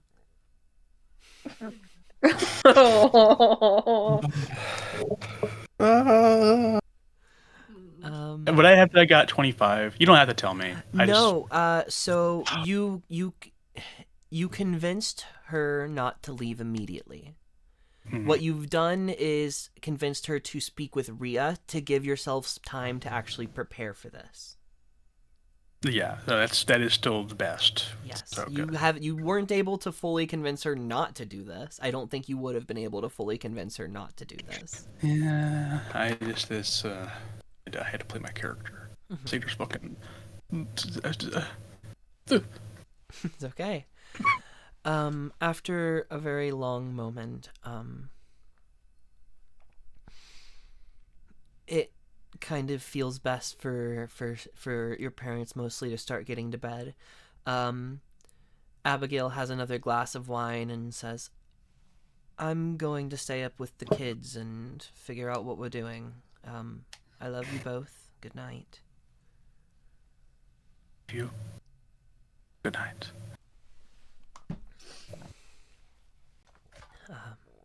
And Cedar brings Lucida to bed. Abigail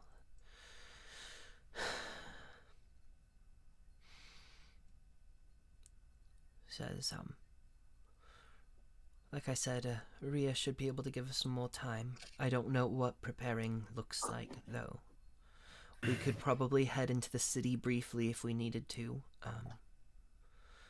But, Seda, you know I keep most of my important things with me, so I don't really have much to prepare with. Just any moment longer. Just to spend here. I just came back home. Yeah. And we will come back. Again.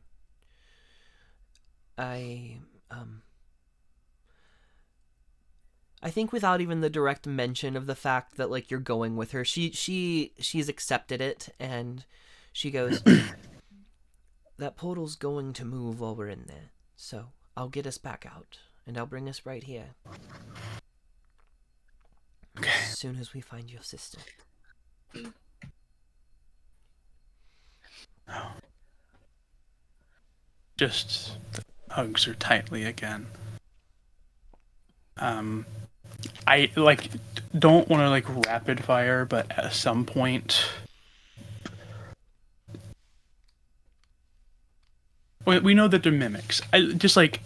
Even if it's common knowledge things, where Satyr goes through any weaknesses, anything to tell about it, anything about fighting, or anything about being, just goes through everything that they've experienced. So.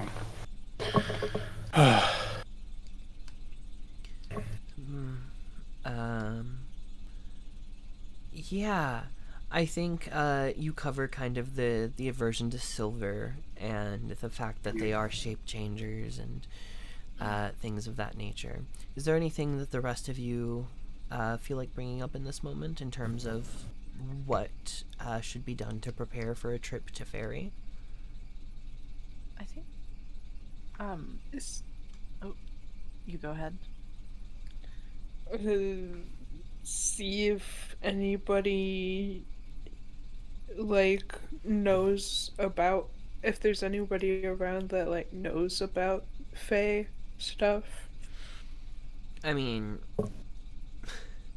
I think the biggest expert at the moment within town is Rhea Emmett, the expedition member, that Abigail is going to see in the morning. So there will be she says she can set up a meeting for all of you to talk with her. Great.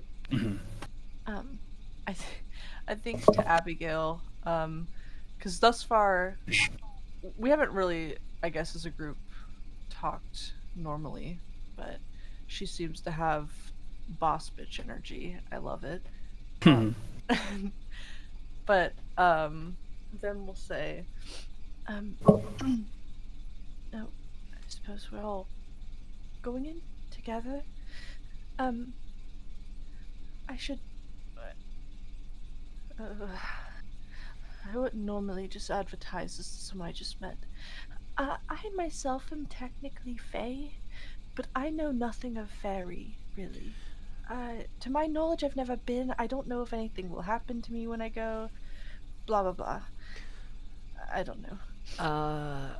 I guess I'm not the expert either, but I do know that that should be an aid to us. If the other creatures see you as Fae, they might be less likely to mess with us. Sure. I'm of changeling sort. I don't know if. I suppose You should like, read as Fae to any who have the capability, then. Sure. I suppose, as you said to Morin, we can ask the expert. Sorry. No, go ahead. I was gonna say at some point, Satyr tells to Abigail, I will reiterate this with Sita and whoever else may be impertinent to know, but as welcoming as we are, maybe we disallow anyone who may carry this metal. I'm uncertain how we would go about that.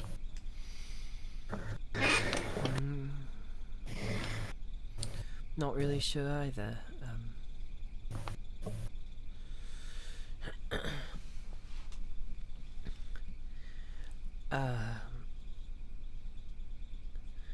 I think Jesse probably actually does a good bit of the talking, kind of explaining where he came from before exiting Fairy, and like what he could remember of the layout and how things were.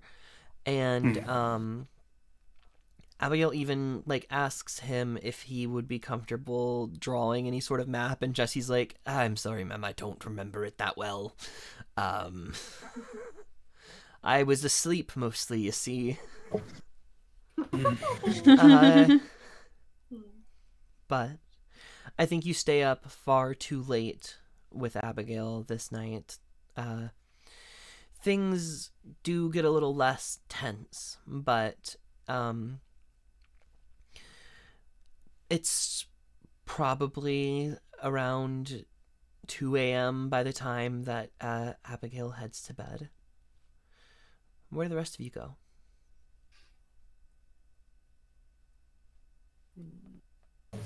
What do you do?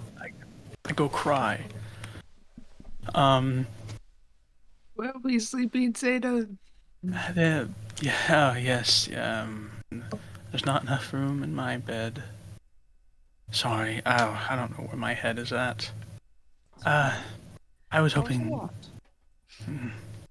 Kieran would help, but said that they have a partner? What was that? They're working with someone? What'd you say, Ash? I'm gonna let you interpret it that whatever way. And perhaps they have enough space for all of us. Yes. I even at this awful hour, I think that could be managed. Do you know where to find giant bugs? We could do, you know, lots of stress happening. I know we need sleep.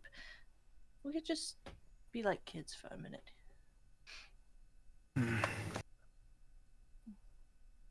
I can point you towards one. I may just watch.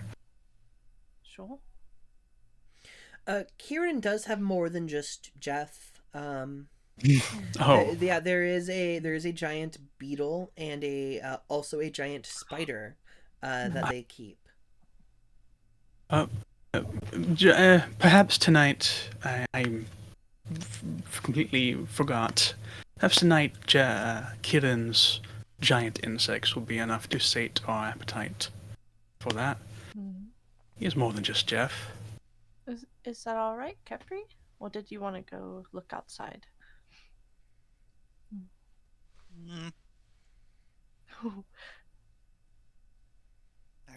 I know I promised it, I suppose. Just We can do it later. Things are serious again. It's fine. sorry, Capri.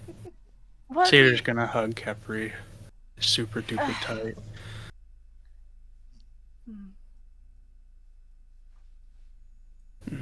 Yeah. What else were you gonna say, Kep? Sorry.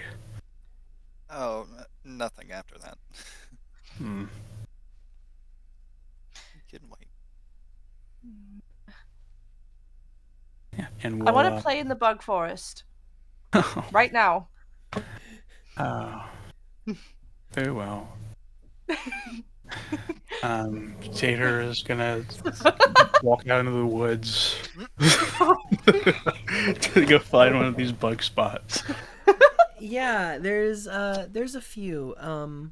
I'd say the one that'd probably be most interesting at this time of night are the giant lightning bugs that move about just a little to the north, like right before you exit the forest. You take your group up that way and find a quiet spot to I'll say the Kel probably comes along, but the others will stay and just take a look around the village. But you find a small tree that's been felled and sit on the log of it, watching these fireflies and their massive bulbs of light just flicker and move about. See, the fresh air and scenery is a bit nice. It is raining out here. Well, we kind of stink anyway.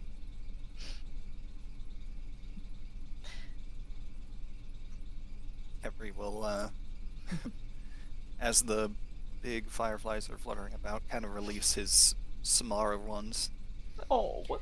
One of these larger, about palm-sized fireflies joins up and with your group, and it just kind of flutters, moves, buzzes around your head, lands on you once or twice, and it doesn't seem to go away after a while. Oh. Oh, Kepri, can you talk to the oh my god. Huh? The fireflies? I mean, This one I can seems to always like try. you. Yeah. Unfortunately, don't have that as an innate thing, but I can cast Speak with Animals and give it a shot.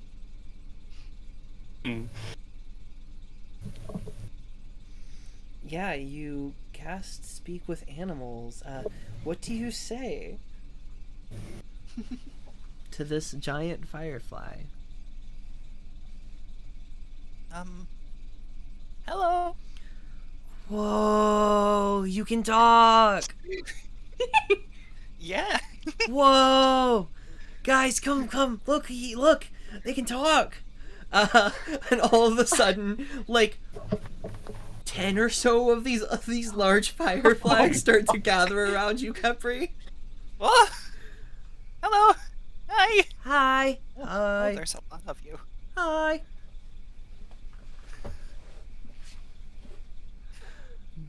Oh, we've never heard one of you big monkeys talk before. No.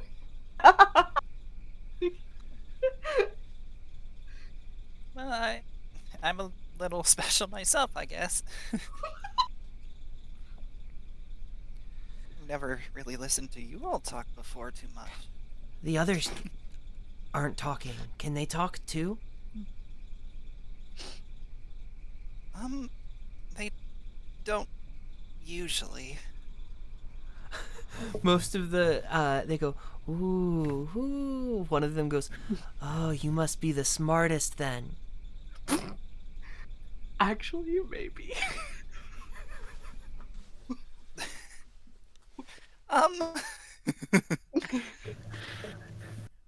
Sure, yeah.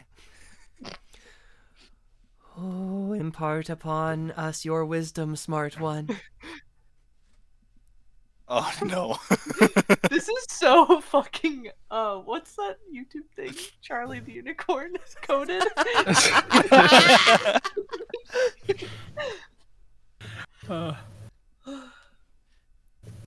These things have an intelligence of like 2. I don't know what you want me to do. No, this is perfect. Capri's enjoying himself. Can one of them be in love with the moon? Oh yes. Cuties. Satyr punctures one of their glow sacks and drinks herself. Sorry, no.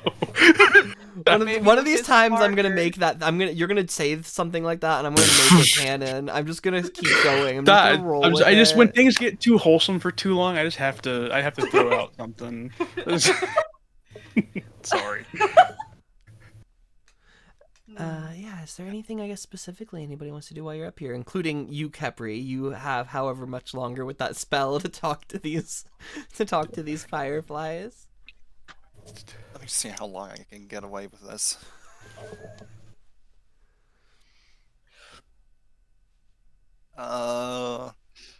If it wants to load.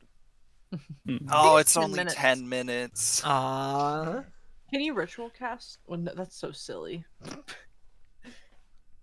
No, I don't think I can. I think Kepri will chat and play around with the fireflies for a couple more minutes, and then as the spell is about to wind down, and knowing, big things for the coming days, he'll say his goodbyes there. Yeah, they all kind of say their goodbyes.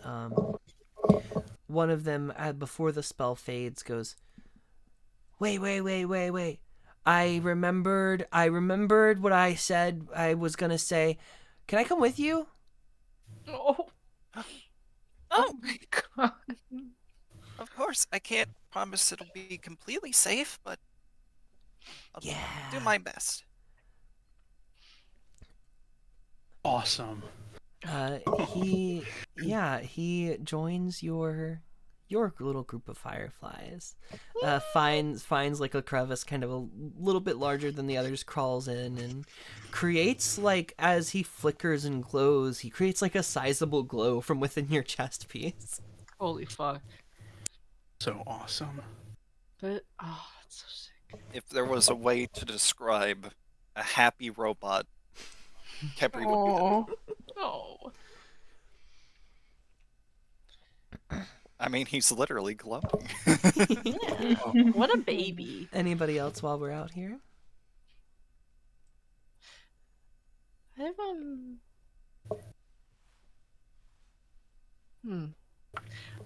It's weird. I don't.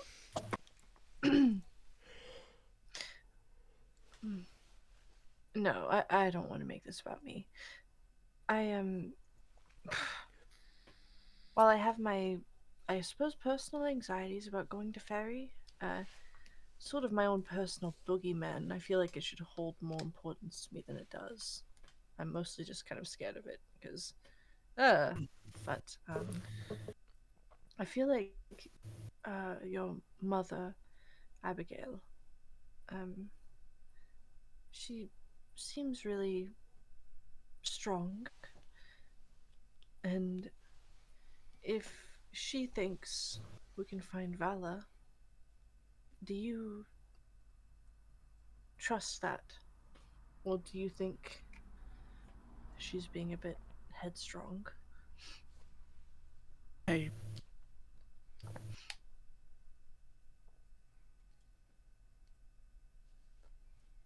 I almost dare not question what I would think my mother and father capable of, but I have more confidence and trust in them than anyone else on this planet. No offense.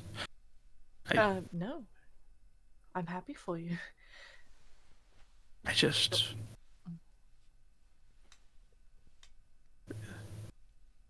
I don't know what it would do to me if we don't get my sister and something happens to my parents.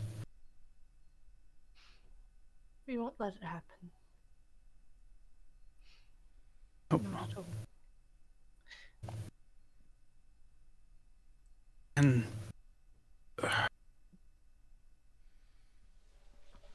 I guess, is Gus present? Yeah, when you look around, you see Gus brooding next to a tree, holding a cigar, but it's not lit because it's raining outside. Damp cigar. It's not holding it. Saddest It's shit nipping it. of all time. A wet cat with a damp cigar between its paws. Yeah. But Gus, please excuse my cowardice in not sharing that. Well, I guess I didn't say Jesse was a copy, just that he escaped. I guess that's presumed. Yeah, Jesse. Jesse's- Jesse seems like the original. Oh, Yeah. might be. I don't know. It's been a bit. Okay, then I'm sticking with the line I said. Please excuse my cowardice in not sharing everything about you. I wasn't sure yet what to think they'd react. Gus. Don't.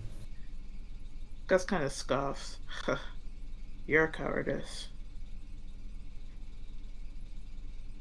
I don't blame you. I was a coward myself. Frozen there. Something. I know that your mother means me no harm, but I just couldn't speak. The fear that gripped me, thinking what she might think of a creature entangled in what happened to her daughter. I thought I might be prepared to face her as I faced you, but I just couldn't say anything. Do not take any blame from me. It would. In my heart, I would think her trust for me, my trust placed in you would be enough, but I just. With that news, I wouldn't know what to predict. Don't take it as shame towards you.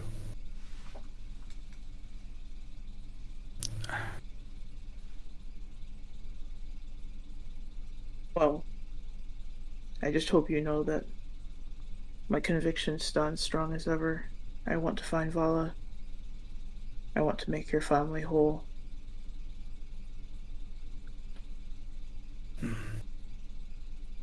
Whatever I can do to assist, I hope you know I will. And don't feel as if you have to share for me. I will tell your mother the truth come morning. I just only. You do it on your time. I just only wanted you to know what I think of you. I've gained your trust. You gained mine. Oh. I'm so sorry if you're talking to me. I suddenly can't hear. Uh-oh. Cat's gone deaf. Oh no. Oh no. No. The ears. Okay, I'm back. I'm so sorry. No problem. I'll repeat. I only would want you to know what I think of you. Not sharing that I trust you. Thank you, Sander. It's still very clear there's a lot of real tough, complicated emotions, but hooey. Hooey. Yeah. not towards you, just the whole situation. I didn't mean it like that. No, I mean for real. I think if we wrap up here, we have a new buggy friend. Assume we're heading towards Kieran's place.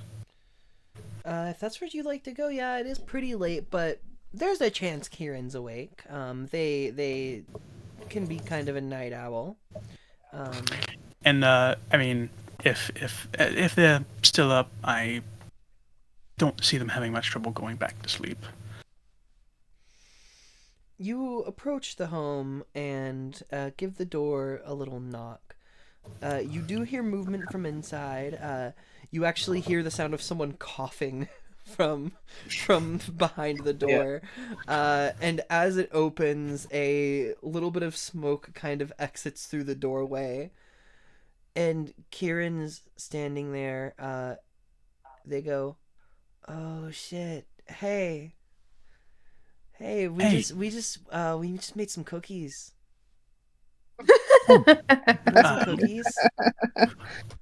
Wonderful. Perhaps I just wanted to. And remind me, I can't remember. Kieran was. I believe they were a fawn. Yes, a fawn. There are these kind of like small antlers and digigrade hooved like feet and legs. They're still just kind of wearing that like sleeping robe that they were earlier, but they immediately kind of invite you in. Inside you see sitting like kind of slumped out on a chair is this like younger looking elf or half elf. It's a little hard to tell, but blonde hair, kind of long down to the back of the middle of their back, has a set of glasses on that have started falling off their face. And as you enter, Kieran takes and offers you all cookies. Anything special about them? No, they're just normal cookies. I wanted cookies really bad. Oh. That'd be nice. Satyr will pop one in, just one bite. Not really. No, she'll eat a cookie. No. This is real life Ronnie peeking in. Vim does not take cookies from this random person that they just met. this person who already looks kind of whacked out. Maybe it's just sleepy time. They are high. The Yeah. house smells of pot. Mhm. Do I recognize the other person? The slumped? You don't. Okay. Satyr. We'll start rattling pots and pans together. Are they sleeping or just feeling good? Oh, that's Quill. He's yeah. He's all right. Right, Quill? Quill goes, "Yeah. I'm pretty good." Friend of yours. I'm Vim, by the way. I don't think I introduced myself earlier. Vim, I'm Kieran. Kieran. I'm gonna forget that. You're gonna have to tell me a couple more times. I'm sorry. That's all right. Please, all of you. Most welcoming place you could be. Thank you for having us, Kieran. I'm Gus. Yeah, of course, Gus.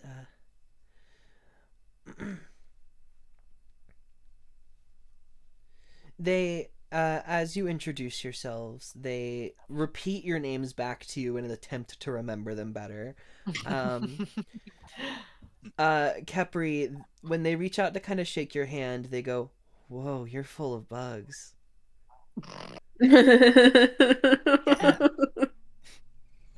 Cool. They like hanging out with me. Me too. Bugs love. I like hanging out with bugs.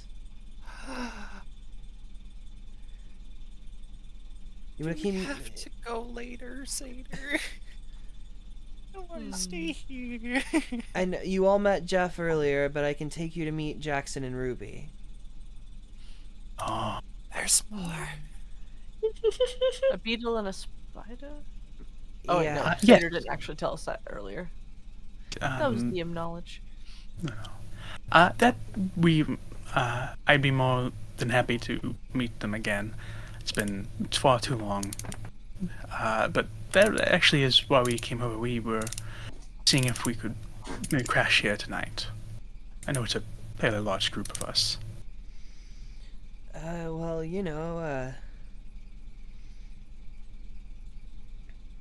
Quill and I are sharing a room, so I've got 3 extras. You can all split those up if you need a place. Yeah, we'd be very grateful. Thank you. Yeah. Do you need money, a favor, anything? Nah, Seder and I go way back. It's okay. All right. Well, thank you. Yeah, come meet Ruby. She's a spider. She's poisonous. She's kind of a bitch. Be careful. Me too. And Kieran introduces you to Jackson, which is a giant roly-poly beetle. It kind of rolls up and moves around its space. And Ruby, who is a big-ass black widow. Oh my god. Probably only Capri is the one who walks up without any fear on that one. I love picturing a chihuahua-sized roly-poly. Just rolling around. And then I started...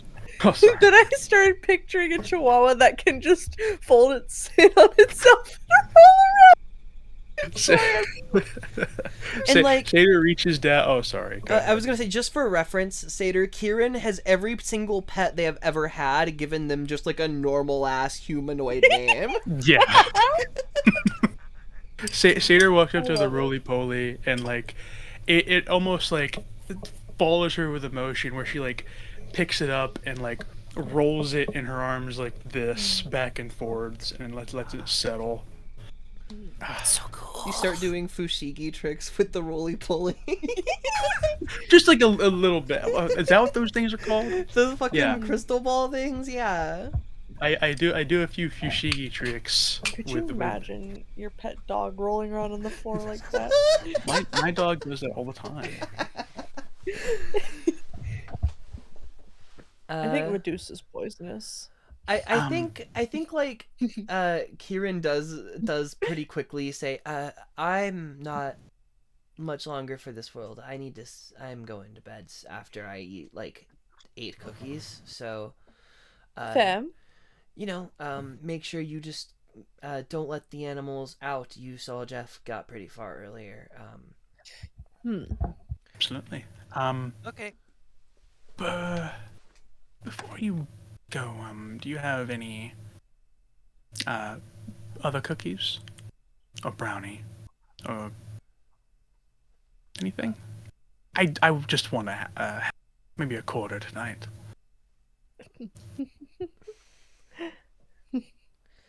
Kyron looks genuinely like they don't know for a second and has to go check. Damn, it's been one of those sessions. Comes back and hands you a small like candy. It's like a little chocolate. All right. Yeah, I'm gonna keep it on me. I'm gonna get just enough of that so I can sleep. Cause fuck, I'm gonna need it tonight. Yeah. As Kieran goes to bed and makes Quill get up and go with them, is there anything any of you do before taking your long rest? I'm glad Kieran found someone. No idea who that is, though. Yeah. No, I almost said something so weird. I was just ready to shit talk with my friend. But I don't know if that's what you want. You may. I mean, Kieran is letting us sleep here tonight. You're right. Remind you. You're right. I just want. You deserve to be appreciated. What was that? You deserve to be appreciated. Oh, when was that in question? I mean romantically. Oh no, that. Part of me as a friend is mad that they moved on. Oh, I never saw it working completely with Kieran. I'll have mine here and there. I really can't do this every day. Not like they do.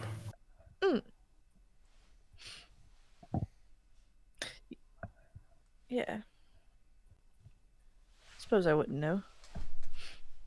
And it also pains me. I will admit, it pains me that they did not ask about my sister. That being the reason I left in the first place, but you know. To be honest, I don't think that they were fully aware of much of anything. They may not have even known you left. I'll let myself think that to be true.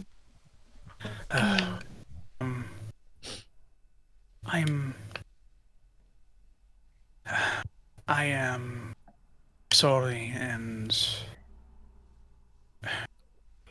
I don't know what to call it exactly. I just was so eager for this reunion, and yes, it will continue.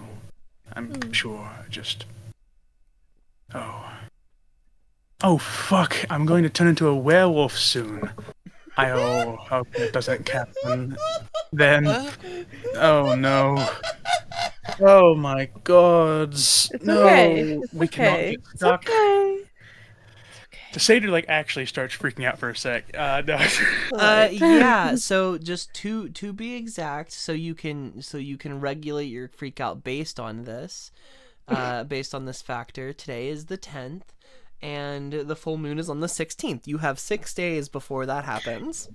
Hopefully we're not in 6 days. Holy shit. It's okay. Maybe in fairy, you'll just be human. Maybe that's how it works. So satyr will laugh at that. I don't know how the moon cycles work in fairy. We could ask. I'm actually really curious about that. Do they use the same moon? Speaking of which, what do we want to ask this via Emmett? God, it's everything, honestly. I'm sorry. I feel I'm being really insensitive to the situation. But like I said, I've got this sort of, I don't know. I feel like I should know way more than I do. Gus, I don't know if you know much. The same boat, to be honest. I feel similarly, but it's clear to me that there are memories that have been removed from me that would give me any knowledge I would otherwise have. Sure. But an expedition like this one is a great opportunity to gain that kind of intel. I wish I would have paid more attention all those times I was raved towards about the Fae. Oh. It's alright. We'll on hands learning. Kel kind of mutters, I don't know if any of our currently known knowledge would be helpful anyways, seeing as there's a different court in power. This is true. This is true. From my understanding, they operate very differently from each other.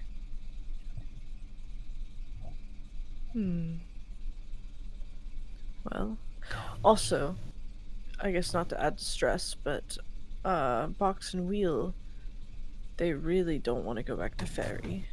Isn't that right? I'll kind of look over to the two of them. They'll come off of Gus's back.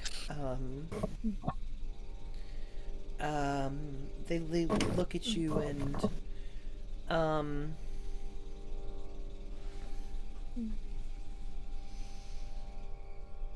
I think they shrug. Wheel says,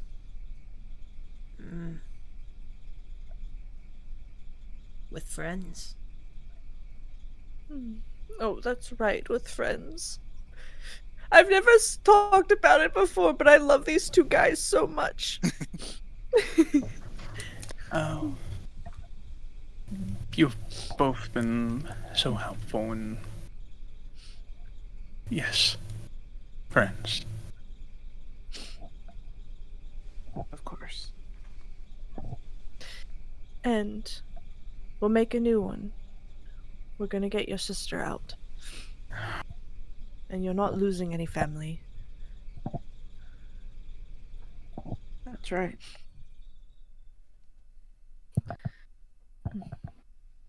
Promise. I'll hold out my pinky. The sailor with, again, still sad eyes and like a faux smile, hold out her pinky back in return. I appreciate all of you so much. You too. You've saved our backs quite a few times. And you all mine. I trust you all will do everything you can to make sure my parents are safe. And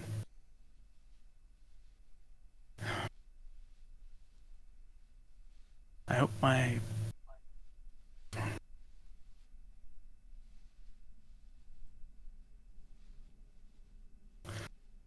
sister is as I would expect.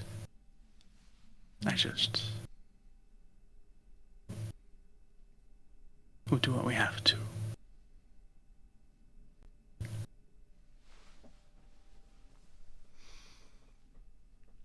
It's nods. He's got a kind of grim expression on his face. But nonetheless, he nods. And there's no point going on a journey that perilous with a sleep deficit. So it's late. Let's all shut Yes. our eyes. I don't want to sleep in the bug room. I'll sleep in a different one. Kel goes, Ollie, one moment. I'm probably gonna stay with my family at the temple tonight.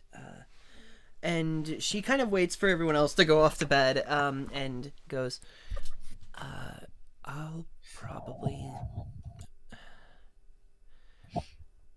I think I want to, just take my family to Hinterskop in the morning. She says this to only me? To only you. Question? To only me, okay. Oh. And I'll wait for you all there, of course. Yeah, of course.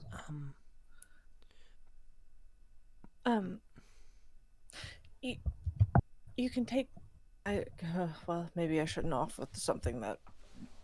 I've been piloting the thing, damn it. You can take the wagon. I was gonna ask. Yeah. I just... I suppose that makes sense. I didn't, I don't know, I guess this is just like a goodbye for right now. I didn't want to make it a big thing, and I don't know. I was hoping you could just tell the others. Sure.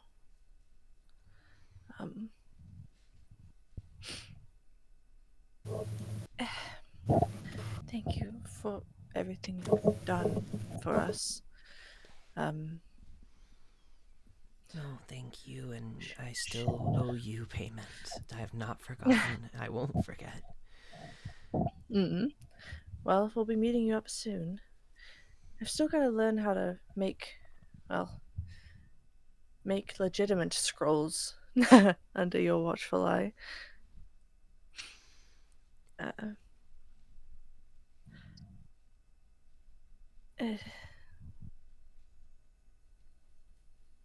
Will you be safe? You think? Safer than all of you, yeah. I've only Well- got like a day travel to Interscop, and I'll probably lay low until you get there. I am. Well, I'm awkward at goodbyes. Me too. That's again. I didn't want to. You be as safe as you can. Sure. Are we close enough that I could give you a hug without it being super weird?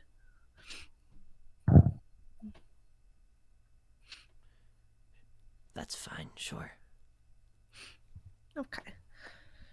She gives a hug, and it's kind of like I always describe it as awkward, but I do always picture that they're slightly stiff when showing physical affection. And I think Kel similarly is for a moment, but settles into something a little comfortable, and then just this isn't goodbye. I No. just need to get them safe, and Satyr needs to get her family safe. Yes. So We'll reconnect, and I think I can send messages through realms. yeah, It may kind be of. fucked up in fairy, Yeah. but I can try and update you if I've got magic to spare. Only if you do. Yeah, you all be safe.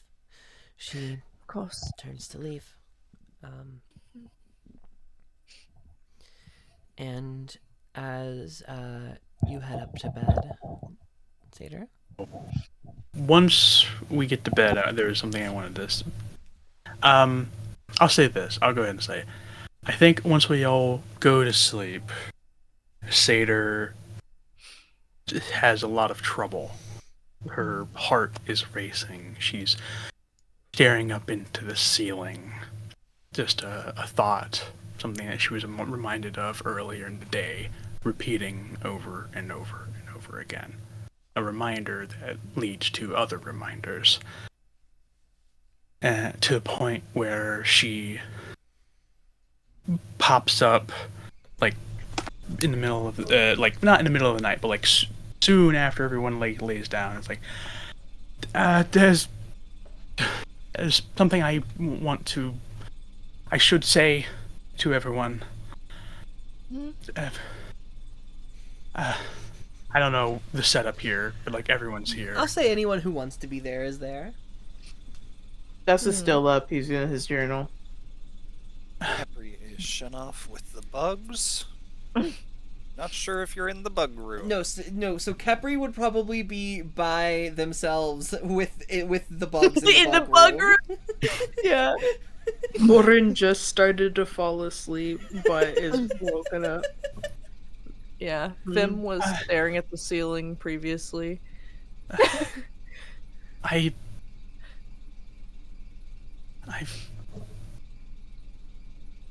Rich's cat.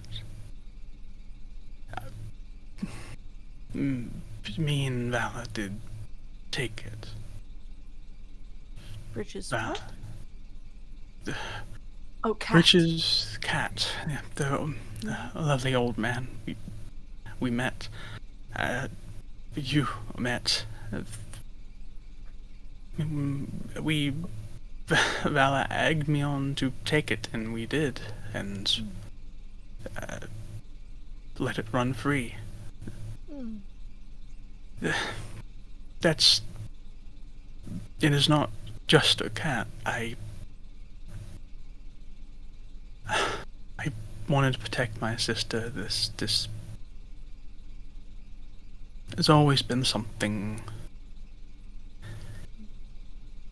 dark and just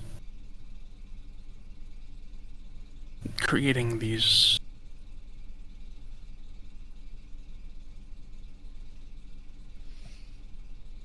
always done things. I can't believe that all of that, and even with knowing how long she was taken, living in my own home, this copy, I can't believe that even with all of that, I don't know what I'm saying.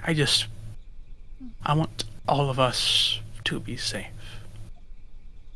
And I don't believe my sister is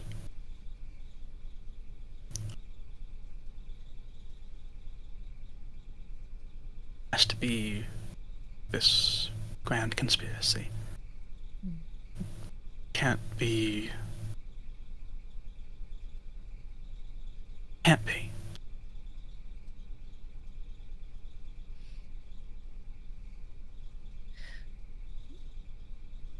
Whatever the case, we'll figure it out. You're not in it alone. I'm sorry for waking you all. I wasn't asleep yet. I've just not been entirely truthful.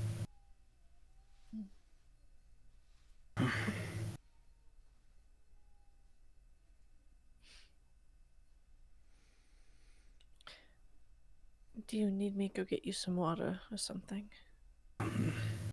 No, I'll get it myself. Thank you, though. Sure. I don't think I'm not gonna make a big scene out of it. Seder is gonna get some water, just walk around for a minute before going back. When eventually you do all finally get to sleep, you, one by one, begin to awaken in Malavi's bar. You all level up.